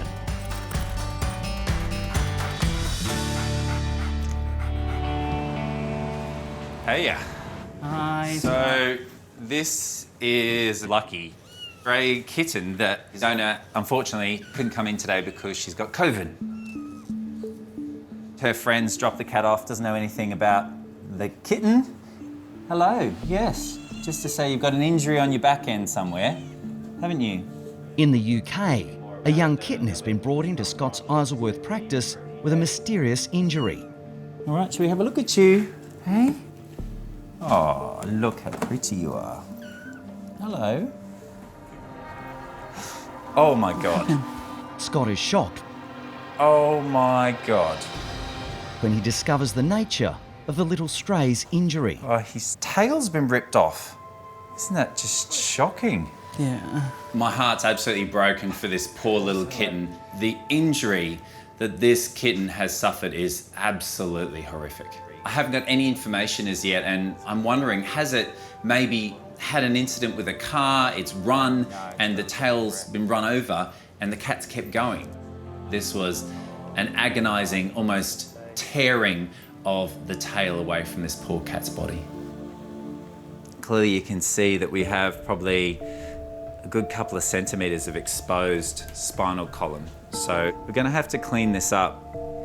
Before he starts surgery on the kitten, Make some calls to clients sometimes, but not usually to say their animal's lost a body part and they didn't know. Scott is phoning the little kitten's new owner to try to find out more information about the horrendous injury. Oh, hi there, Alice. It's Scott Miller here, the vet from the vet in Old Isleworth. Hi. You've got COVID at the moment, haven't you? You all right? Yeah, I'm fine, absolutely. Oh, God, you poor thing.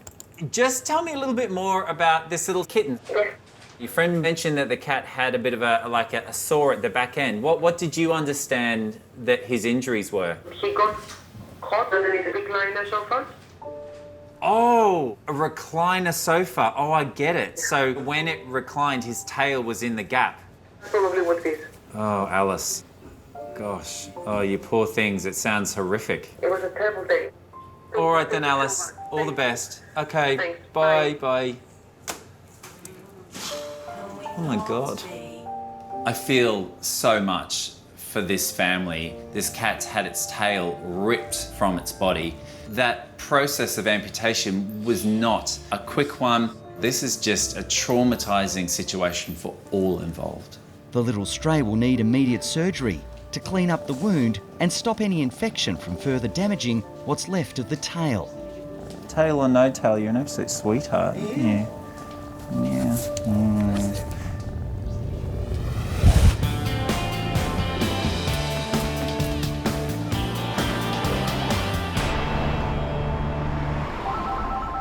Bondi Vet Hospital. Hi, Matt. Oh, no. What's happened? Is Sandy all right? In Bondi, Kate's just had a concerning phone call from one of her regular patients. Okay, we'll try not to worry. I'll see you soon. And she's booked him in for an emergency consult. Matt is one of the most vigilant owners that I know, and he has been through the wars with Sandy, and now it looks like she could be facing some serious health issues once again. Stay. Good girl. Good girl. Good girl. Sandy is the eldest of Matt's 3 lively cockaliers. Good girl. Dogs have always been a part of my life. These 3 dogs have impacted my life more so than any dog as I've grown up. Shake, shake. Good girl. They've been through pretty much everything with me in my life. Good girl. Yeah, good girl. Got Sandy when I was 21, very active dog. 2 years ago, Sandy was diagnosed with a mast cell tumour in her foot. Yeah, heartbreaking. And, you know, no one wants to hear that their dog's got cancer. We did some further testing to find out that it had actually travelled to the lymph node. It was a bit of a shock. And then we obviously went down the process of getting the lymph nodes removed, getting the mast cell removed, and then starting chemotherapy. Good girl. Sandy's health battle continued not long after, when the cancer returned, requiring more drastic action. Come. You had the mast cell between her toes here, and when it reoccurred, we had these toes removed. Come on. Now Matt has made a heartbreaking discovery. Yeah, unfortunately, we found a lump around her rib area. She needs quarterly checkups post-cancer and being in remission, so I just want to make sure that the lump is nothing but a little benign tumour. Hi, Matt. Hello, how are you? Great, how are you? Hi, Sandy. Good, thanks. I'm putting on a really brave face for Matt, but inside I'm really worried this is something serious. Whatever the reason that he's here today, I know that we are both crossing our fingers that it's nothing to worry about. You're such a good girl, aren't you? Such a good girl. Sandy has had a mast cell tumour, so a malignant tumour, taken off a couple of years ago. He has just found a new lump on Sandy, which he is very worried about. So the lump actually is just underneath the skin here, so it's in the subcutaneous space. So she's obviously a dog that's now had repetitive mast cell tumours. Put her on chemo for 7 months. Yes. And then got tested and did all the scans and everything again. It was in remission. Yes. And then came back again in July. And so that's when we made the decision to chop the toe. Yeah. So Matt's quite sensitive when it comes to Sandy. If your dog has had cancer before and survived, you're usually pretty sensitive about when there's a new lump that comes up. After they did the removal of the toe, did she have a CT scan? Yeah. Full body? Yeah. So what I think we should do today is let's take a fine needle aspirate of this particular little lump. So what we do is we take a little needle and we suck some cells out into that needle and we send them off to the path lab. Yeah. The pathologist then has a look at them to see if there's any cancerous cells. Yeah. Okay. Just going to get some things, get set up. Good job. 5 minutes. Bit concerning. Pete wants to do a quick incision into the lump just to make sure there's no mast cell tumours present or any bad cells present. So fingers crossed it's all good.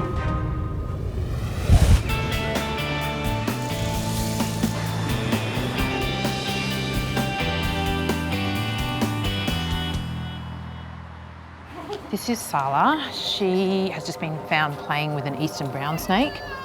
On the Gold Coast, Alex has a time-critical case with a cat that's just had a close encounter with a deadly snake. Eastern brown snakes are one of the most venomous snakes in the world. If Sala has been envenomated, her life is in danger.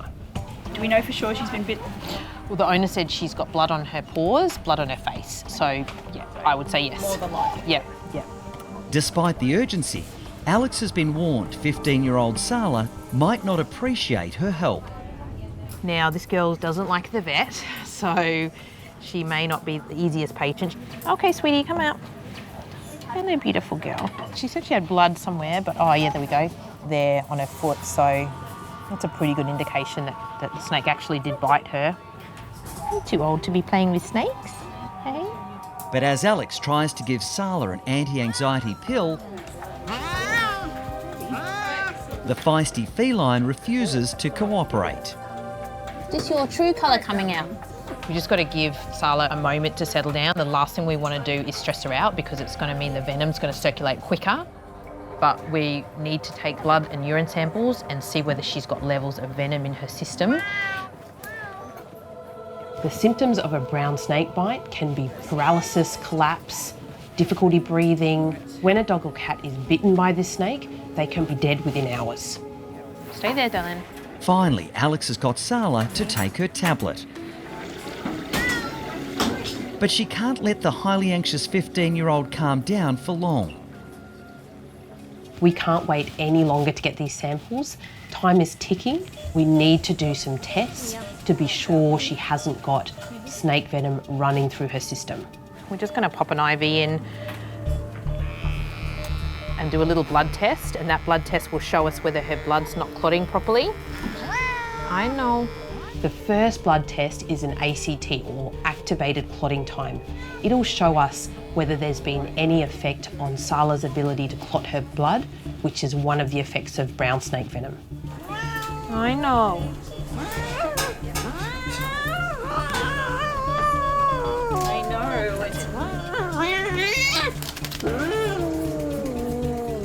The oral medication hasn't worked. I'm just a cranky old lady. This is not doing her any good at all. All right, sweetheart. So Alex must resort to stronger drugs to get the blood and urine samples that could save Sala's life. She's just getting way too stressed. So we're going to sedate her. That'll allow us to put the IV catheter in, get the samples we need. Plan B is to put Sala under sedation. This is going to be the quickest and easiest way for everybody. I know, sweetheart. We're just trying to help you. Hey, we're just trying to help you. So she has a cat enclosure. You're all right, sweetie. And the snake actually came in there. So, and what do? That's Australia for you. Oh, it's okay, sweetie. It's okay, darling. So we know there's a very good chance that she was bitten by the snake. What we don't know is whether any venom was actually injected in her. So we need to know, does she need the antivenom or not? Because giving antivenom has possible side effects. She could have a reaction to it. The first test to see if Sala's blood still clots is encouraging. We've got the ACT result back and it's within the normal range. This is very promising, but we can't be sure yet that she hasn't been envenomated. I just want to see how big her bladder is, so take a urine sample. So I really need a urine sample from this girl because that's our most accurate way of picking up snake venom. Get an idea of the size. She wouldn't let me have a good feel before. We're now going to pop a needle into her bladder and be able to get a urine sample straight away. It feels tiny. She's got very little urine in there. Although Sala is now sedated, Alex now faces another problem. Her bladder's tiny. She's really got very little urine in her bladder, but time is ticking and we really need this urine sample.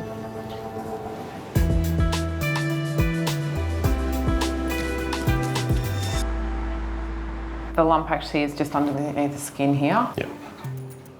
In Bondi, Kate is investigating a worrying lump that owner Matt has just discovered on his beloved cockaleer, Sandy. The 14-year-old has already had one major battle with cancer, so Kate urgently needs to take a cell sample to find out if the cancer has returned. Good girl. She's not good with needles, so she's gonna jump around. Good girl. Stay. Stay. Very good. Oh dear, hates needles. Yeah, yes. Guys, this is not going to work. I can tell you this right now. You tried. Sandy has a serious needle phobia. She is one scared dog when it comes to needles. So we are going to have to sedate her to be able to do it.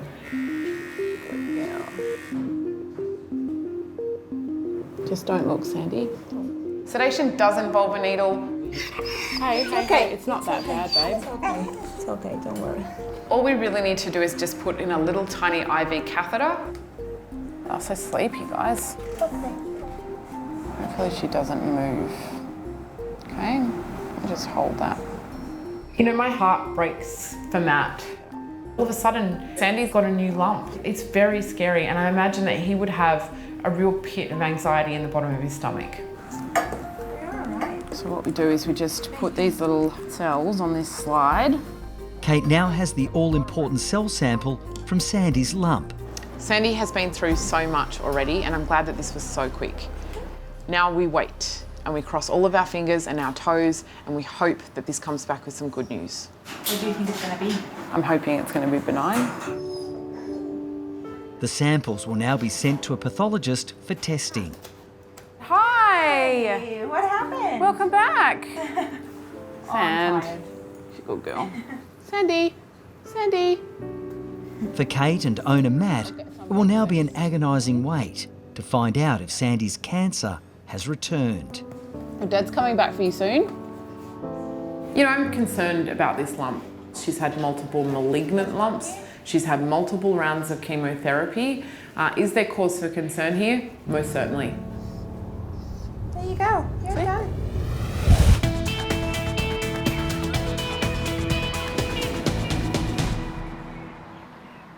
Time is ticking and we really need this urine sample. On the Gold Coast, Alex is trying to discover if feisty cat Sala has been bitten by an eastern brown snake. Her bladder's tiny, so she's really got very little urine in her bladder. But as she attempts to take a urine sample, she finds Sala's bladder is extremely small to retrieve a sample from. I can't feel her bladder at all, so I don't know if we can see it with the ultrasound. Gerardo's going to an ultrasound-guided cystocentesis. This means we can use the ultrasound to guide the needle exactly in the right place. How long was that? 85 seconds. 85? 85, okay. It's only a tiny 2 centimetre bladder, so he's going to have to be spot on. If this procedure is not done carefully, we could hit another organ in Sala's abdomen and cause some damage. But I'm confident Gerardo's skilled to do this. Steady hands. Here we go. Okay, right in the middle. Oh, good job.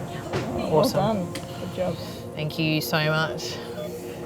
Urine sample, like precious gold. Next step is to run a snake venom detection kit. We're going to go run this kit and see whether she's got levels of venom in her urine. This test will tell us if venom is present and what type of anti-venom to give Sala. So just filling this up with the urine. Hopefully it's not too late for Sala. So we know it's been about an hour and a half since Sala was bound with the snake, so there's a good chance that if there is venom in her system, we're going to see it on this test. A snake venom detection kit is a very useful but quite tedious test. What the test requires is for urine to be added into 7 different wells. The wells then have to be washed out at a very specific time, and then 2 more solutions added to each well. 10 minutes, we should know. Okay, here we go. So,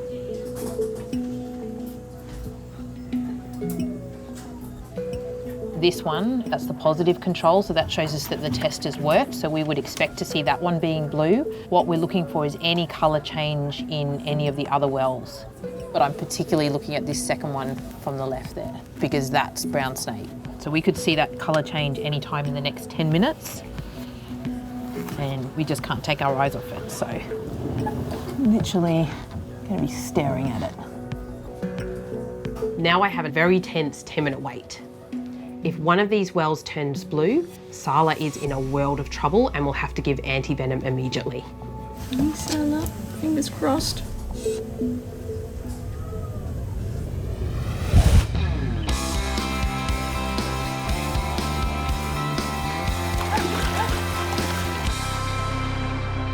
Your friend mentioned that the cat had a bit of a sore at the back end. What did you understand that his injuries were? He got caught underneath a big line there so far. At his UK practice, Scott can't believe a simple accident at home has left a tiny kitten with a shocking tail injury. Oh, a recliner sofa. Oh, I get it. So when it reclined, his tail was in the gap. Probably what it is. Scott decides the brave little stray has endured so much, he needs an appropriate nickname. So many animals are called Lucky. I think unlucky, eh? Unlucky. Whenever we see a patient that suffered a traumatic tail injury, we always want to check for 2 things. First of all, that there's something called anal tone, that the bum kind of puckers when you touch it, and that will show they're not going to be incontinent. And the second thing is that they can still use their back legs and they're nice and strong on them, because sometimes when you pull the tail, it can affect the spinal cord further up the body, and that can have an impact on the hind limbs function. So that's good. He's not going to be constipated alongside having this awful injury. Finally, some good news for Unlucky. His hind legs and rear end seem to be working normally. Okay, buddy. Sleepy time now. Good boy.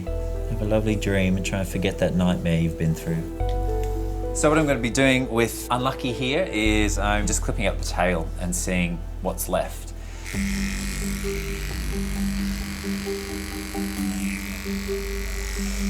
Oh my God. Wow. This section at the end is actually a vertebrae. So that's actually a bit of bone. The spine is made up of a series of vertebrae, as we know, and then the ones in the tail stacked along. This one hasn't pulled off completely, but is folded to the side. It's absolutely horrific.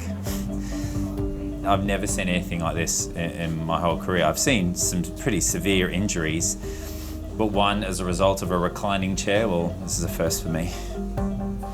So what I need to do is to trim that back and to be able to cover the skin in the area. So yeah, it's a shame that Unlucky won't have a tail, but he's managed to survive this horrific ordeal. He's lost 2/3 of his tail. Unfortunately, he's going to lose a little bit more now. And accidents happen. And I can relate to that because my cat Ricketts has actually had this procedure done 3 times. When he was very young, he got it stuck in a door, had to take a little bit off. Then got it stuck in a window, take a little bit more off. And then he got attacked by another cat, had to take a little bit more off. So pretty much every few years, Ricketts' tail got ever increasingly shorter. A little Unlucky won't miss his tail because he has lost it at a very early stage of his development. This guy will develop perfectly well without it, so he'll be just fine. And that's all done. That looks a lot better, so I can say with complete modesty that I am far better at amputating a cat's tail than a recliner chair. After 24 years, thank goodness for that. Just finished his back end, just come to the front because I wanted to check his mouth, because my thought would be if my tail was caught in a reclining chair, I would probably try and bite at it thinking it was trying to attack me. And then looking into his little mouth, you can see that he's actually lost both of his bottom baby canines, and there's actually some loose teeth here, so he's definitely given that reclining chair a good old bite. Scott needs to remove 2 of Unlucky's loose teeth. Just like when a mountain lion's got their leg caught in a snare, they'll chew at the actual trap, but also the leg themselves. And in this case, this kitten has been chewing and biting at the sofa to try and let this tail go. Yeah, good boy. That's it. Well done. There we go. Poor little man. I hope this is the end of his bad luck. He's not had a good run, have you, mate? You need to start looking after yourself. Boy. Oh, poor little boy. Yes, come on. Come on. Sweetheart, good boy. Good. Just leave surgery to the professionals, okay? All right. Good boy.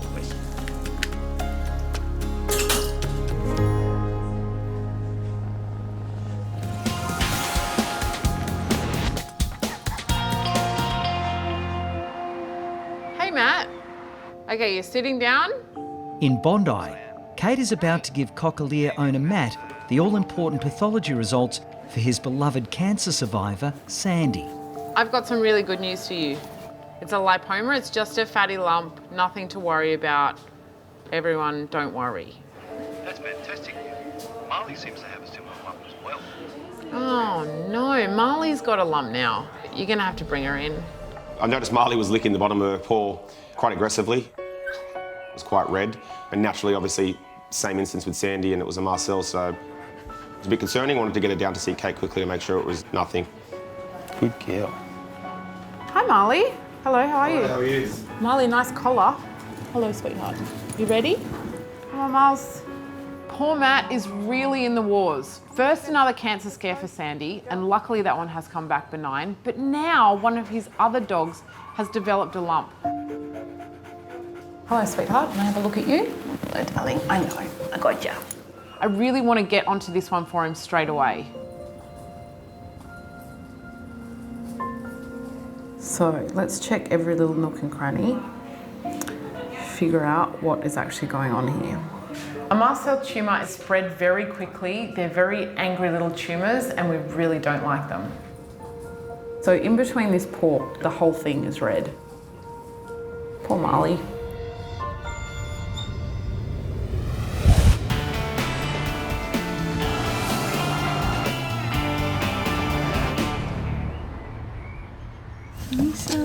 Fingers crossed. On the Gold Coast, Alex is anxiously waiting for the urinary test to confirm if Sala has in fact been bitten by an eastern brown snake. Give it the whole 10 minutes. I've seen it turn colour at the 9th minute. So until that alarm goes off at 10 minutes, I'm not counting anything. So far, I'm not seeing any colour change, but I'm watching very closely. The colour could change at any moment. The test is looking very good.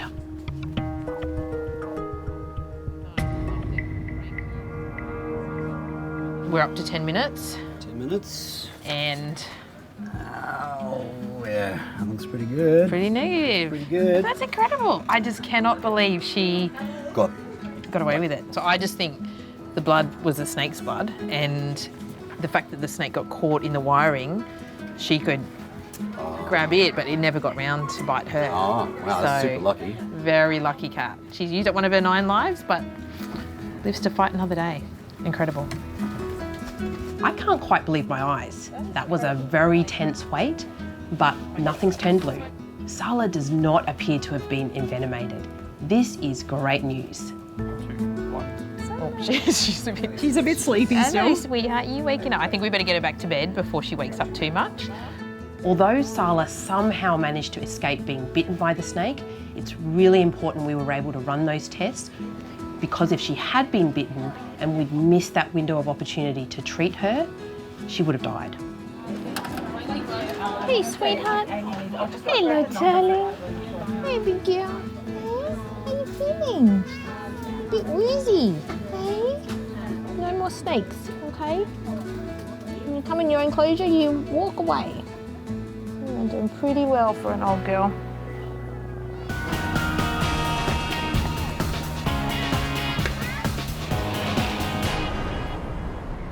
So in between this paw, the whole thing is red. Yeah. Red, red, That's red. what she's been licking. In Bondi, Kate is trying to find out if 4-year-old Marley could have cancer in one of her feet. Okay, so now we have to figure out why it's red. Owner Matt is extremely concerned. The oldest of his 3 cockaliers, Sandy, had a similar problem, which led to cancer and her toe being amputated. So the whole foot is red. Of course, Matt is quite sensitive when it comes to tumours, especially on feet. So as soon as he sees Marley chewing vigorously at that foot, he's like, whoa, what is going on here? There's absolutely nothing stuck in these feet. She's probably been bitten by something, and then what's happened is she's licked it and then she's given herself a skin infection, right? So I don't think this is a mast cell tumour. That's good then. Yeah, so there's no discrete masses there, right? So happy days. So I can sleep now? You can sleep now. Great. Big relief that it's not a mast cell tumour. We've still got to deal with the fact that she's got an infection, but you know, I prefer infection any day to cancer, so very happy. There you go, Babs. Good girl. Kate gives Marley anti-inflammatory medication and puts her on a course of antibiotics, which should clear up the infection in a few days. Awesome. See you later. Hi, Marley. What I think is going to happen in this case is Marley's going to go home, she's going to take her pills, she's had her anti-inflammatory injection, and I reckon that this foot is going to be fixed. Come on. Come on, baby. Let's go. But just a few hours later, Matt is back for a 3rd visit to the Bondi Vet Hospital. This time with his youngest cockalier. This is Zoe. She's just over 12 months old. She's having a few little issues. A bit of bleeding. A bit concerning, so I'm just hoping it's nothing serious.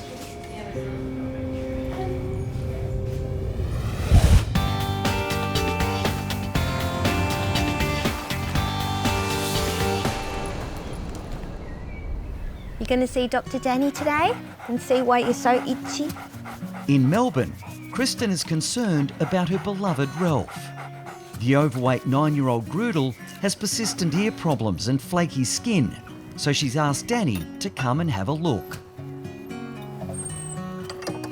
Knock, knock. Hi, Danny. How you going, Kristen? Hey, Ralphie boy. Hello, Papa. How you going, mate? Hey? He's been waiting for you. Oh, darling, hey. Oh, you're such a gorgeous boy. Sit down, Ralph. We've got to have a talk about You're you. a big smoocher. So tell me, where are we at? How's he going? The ears are still bad. So it's mainly the ears. He's itching a lot at his mouth, rubbing his mouth on things. okay. Generally not comfortable. Okay. Hey? Okay. All right. Dogs, they're pretty stoic characters, but they do give us those little clues that something's not right, whether it's them leaning into the hand when you give them a scratch, when they've got an itchy ear. So it is important to really pick up on those little clues they give us. Yeah, it's definitely really inflamed. The left ear is probably a little bit worse than the right. There's a fair bit of wax sitting in the ear canal. They're definitely inflamed, but we've definitely got potentially infection, otherwise allergies going on. Just a bit of a funny feel. If we do, we need to take some samples from both of the ears and the lips and take them back to the clinic and have a look under the microscope. Hopefully we can rule out any infection. The next thing we need to talk about, little Ralphie boy, is the F word. And that is food. So Danny says the F word and I'm like, oh my God, I didn't know what she meant. But yeah, food's an issue. We know that. We just love him so much and I know we overfeed him and feed him the wrong things. So this is going to be good. Food allergy is one of the things that can set off skin in dogs, okay? The only way we can rule in or out whether food is playing a role is to do a food allergy trial, where we use a special diet that has a novel protein, novel carbohydrate that Ralphie's never eaten before, to see whether over a sort of 6 to 8 week period we see improvement in those signs, in the itch, the ears and the mouth. Okay, yeah? That'd be good. All right. Come on, Ralphie. So this is the product I think will be good for Ralph. Okay, moment of truth. Yes. What do you think, Ralph? Oh, yum. Good boy, Papa. Ralph loves the food. It is such a relief because that's going to make life so much easier for them. The main thing that we need to remember is that he's only being fed this, so no more Vegemite on toast. I'll be in touch. I'll let you know how I go with those samples. Yeah. And then I'll see you soon. Good luck with it all. I think he's going to love it. I have a good feeling. Okay. Good luck. All Thanks right. so much. See you later. See you, Ralph. Come on, Ralph, Good say boy. bye. Bye. Thanks, Danny. See ya. Bye.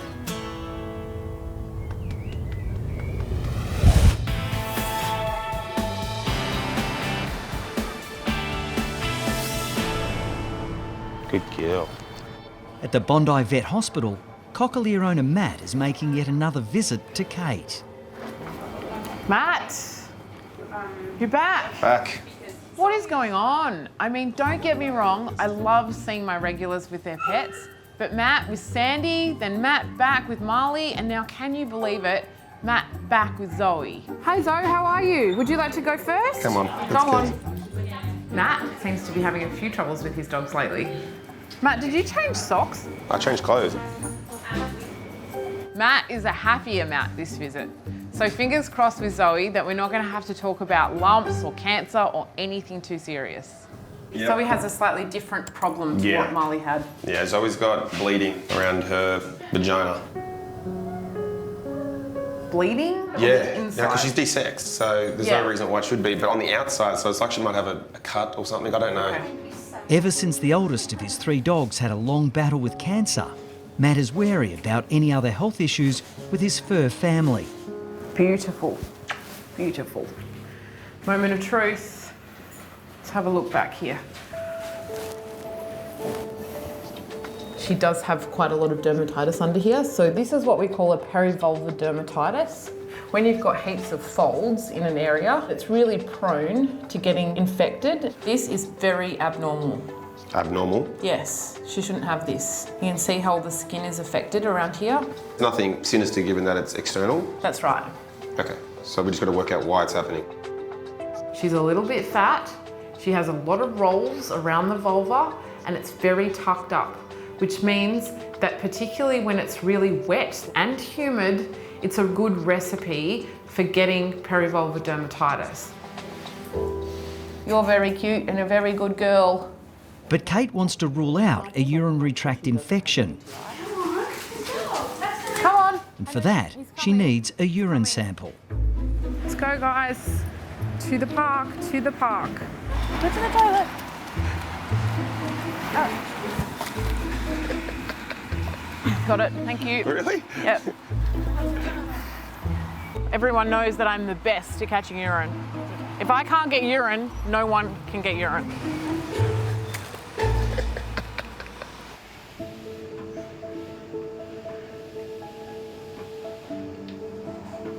Nothing. Yeah, nothing interesting. Nothing and nothing. It's great. Zoe's urine is absolutely perfect. She's got no white blood cells, she's got no red blood cells, no ketones, no glucose. Yeah, I heard they're good. Yeah, did you know already? Yay! So we are just dealing with a straight perivulvar dermatitis here. Beautiful. Nothing sinister going on with Zoe, and that's exactly the news that Matt needed to hear from me. As much as I love visits from these three, Marley, Sandy, Zoe, let's hope I don't have to see them for quite a while. Bye, Zoe. Thanks, mate. Cheers. Come on.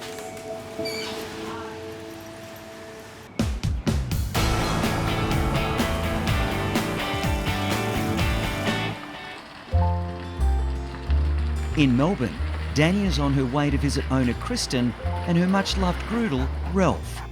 Okay, Ralphie, today's the test. Danny's coming. Hopefully she'll think you look a bit thinner. 4 weeks ago, Danny started Ralph on a single protein trial to try and eliminate some persistent health problems.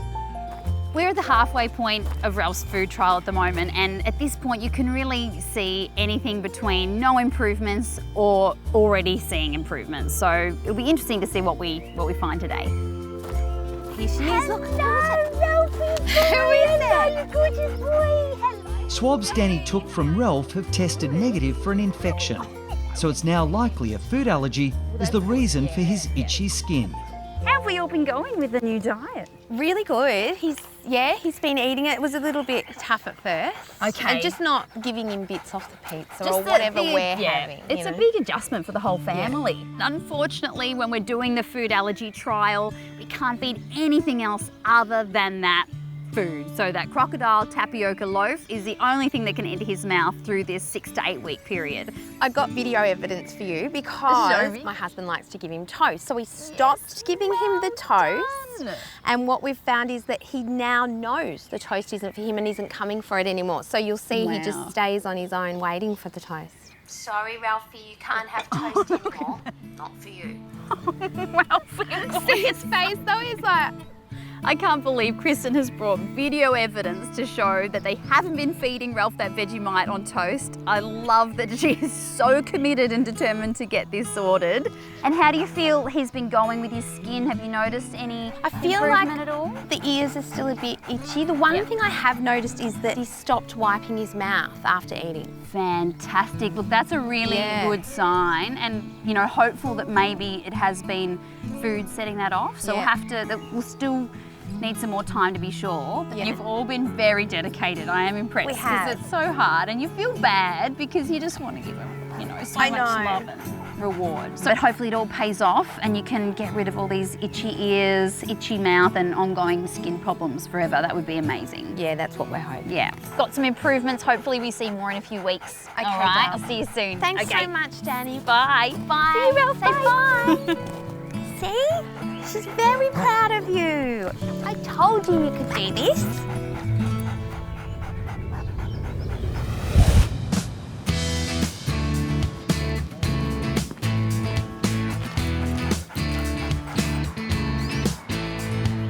It's a good boy.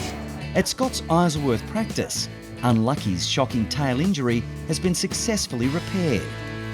Hi there, Alice. It's Scott here. Hi. And Scott is keen to pass on the news to his worried owner, Alice. The surgery's gone very well. So he's lost about 2/3 of the length of the tail, but he's young and I think that he'll get over it very, very quickly. So I really don't think that you should worry. Okay. Okay. See you later. Speak soon.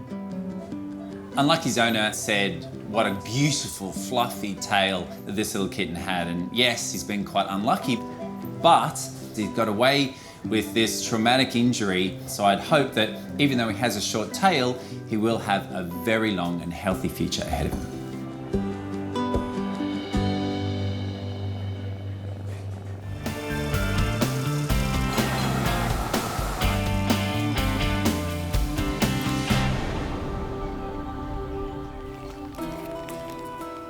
Good boy. You've been such a good boy, Ralphie. In Melbourne, Kristen is waiting for Danny to do a check on her beloved Ralph. For the past 8 weeks, Ralph's been on a single protein diet to see if it helps with his allergies. I'm feeling good about Danny's visit today. I know that he's been really good over the last 8 weeks especially. I think she's going to see a heap of improvement. Knock, knock. Hi, how are you? Good. Hello, Ralphie boy. How are you? You're looking handsome Sit down. today, aren't you, hey? Good timing because I'm just feeding him his last of his 8 weeks. Perfect. He's liking it. So he's still enjoying it, which is fantastic to see. Hey? So what's been the biggest improvement that you've noticed with Ralph since he started the trial? Definitely the mouth itch. He just doesn't do that anymore. He was always rubbing and itching along the couch after a meal.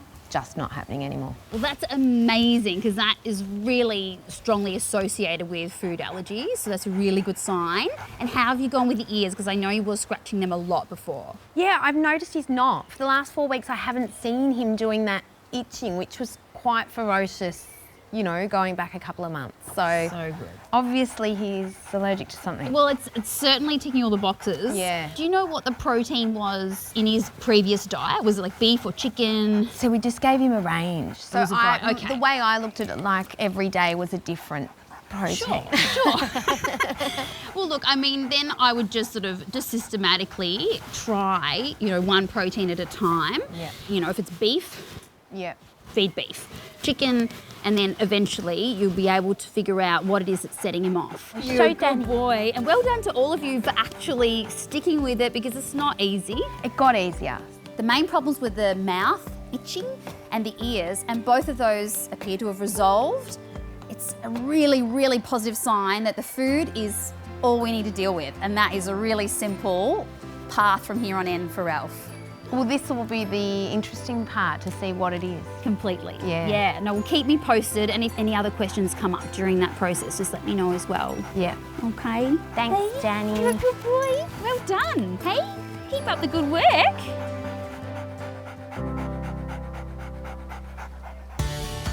Beautiful.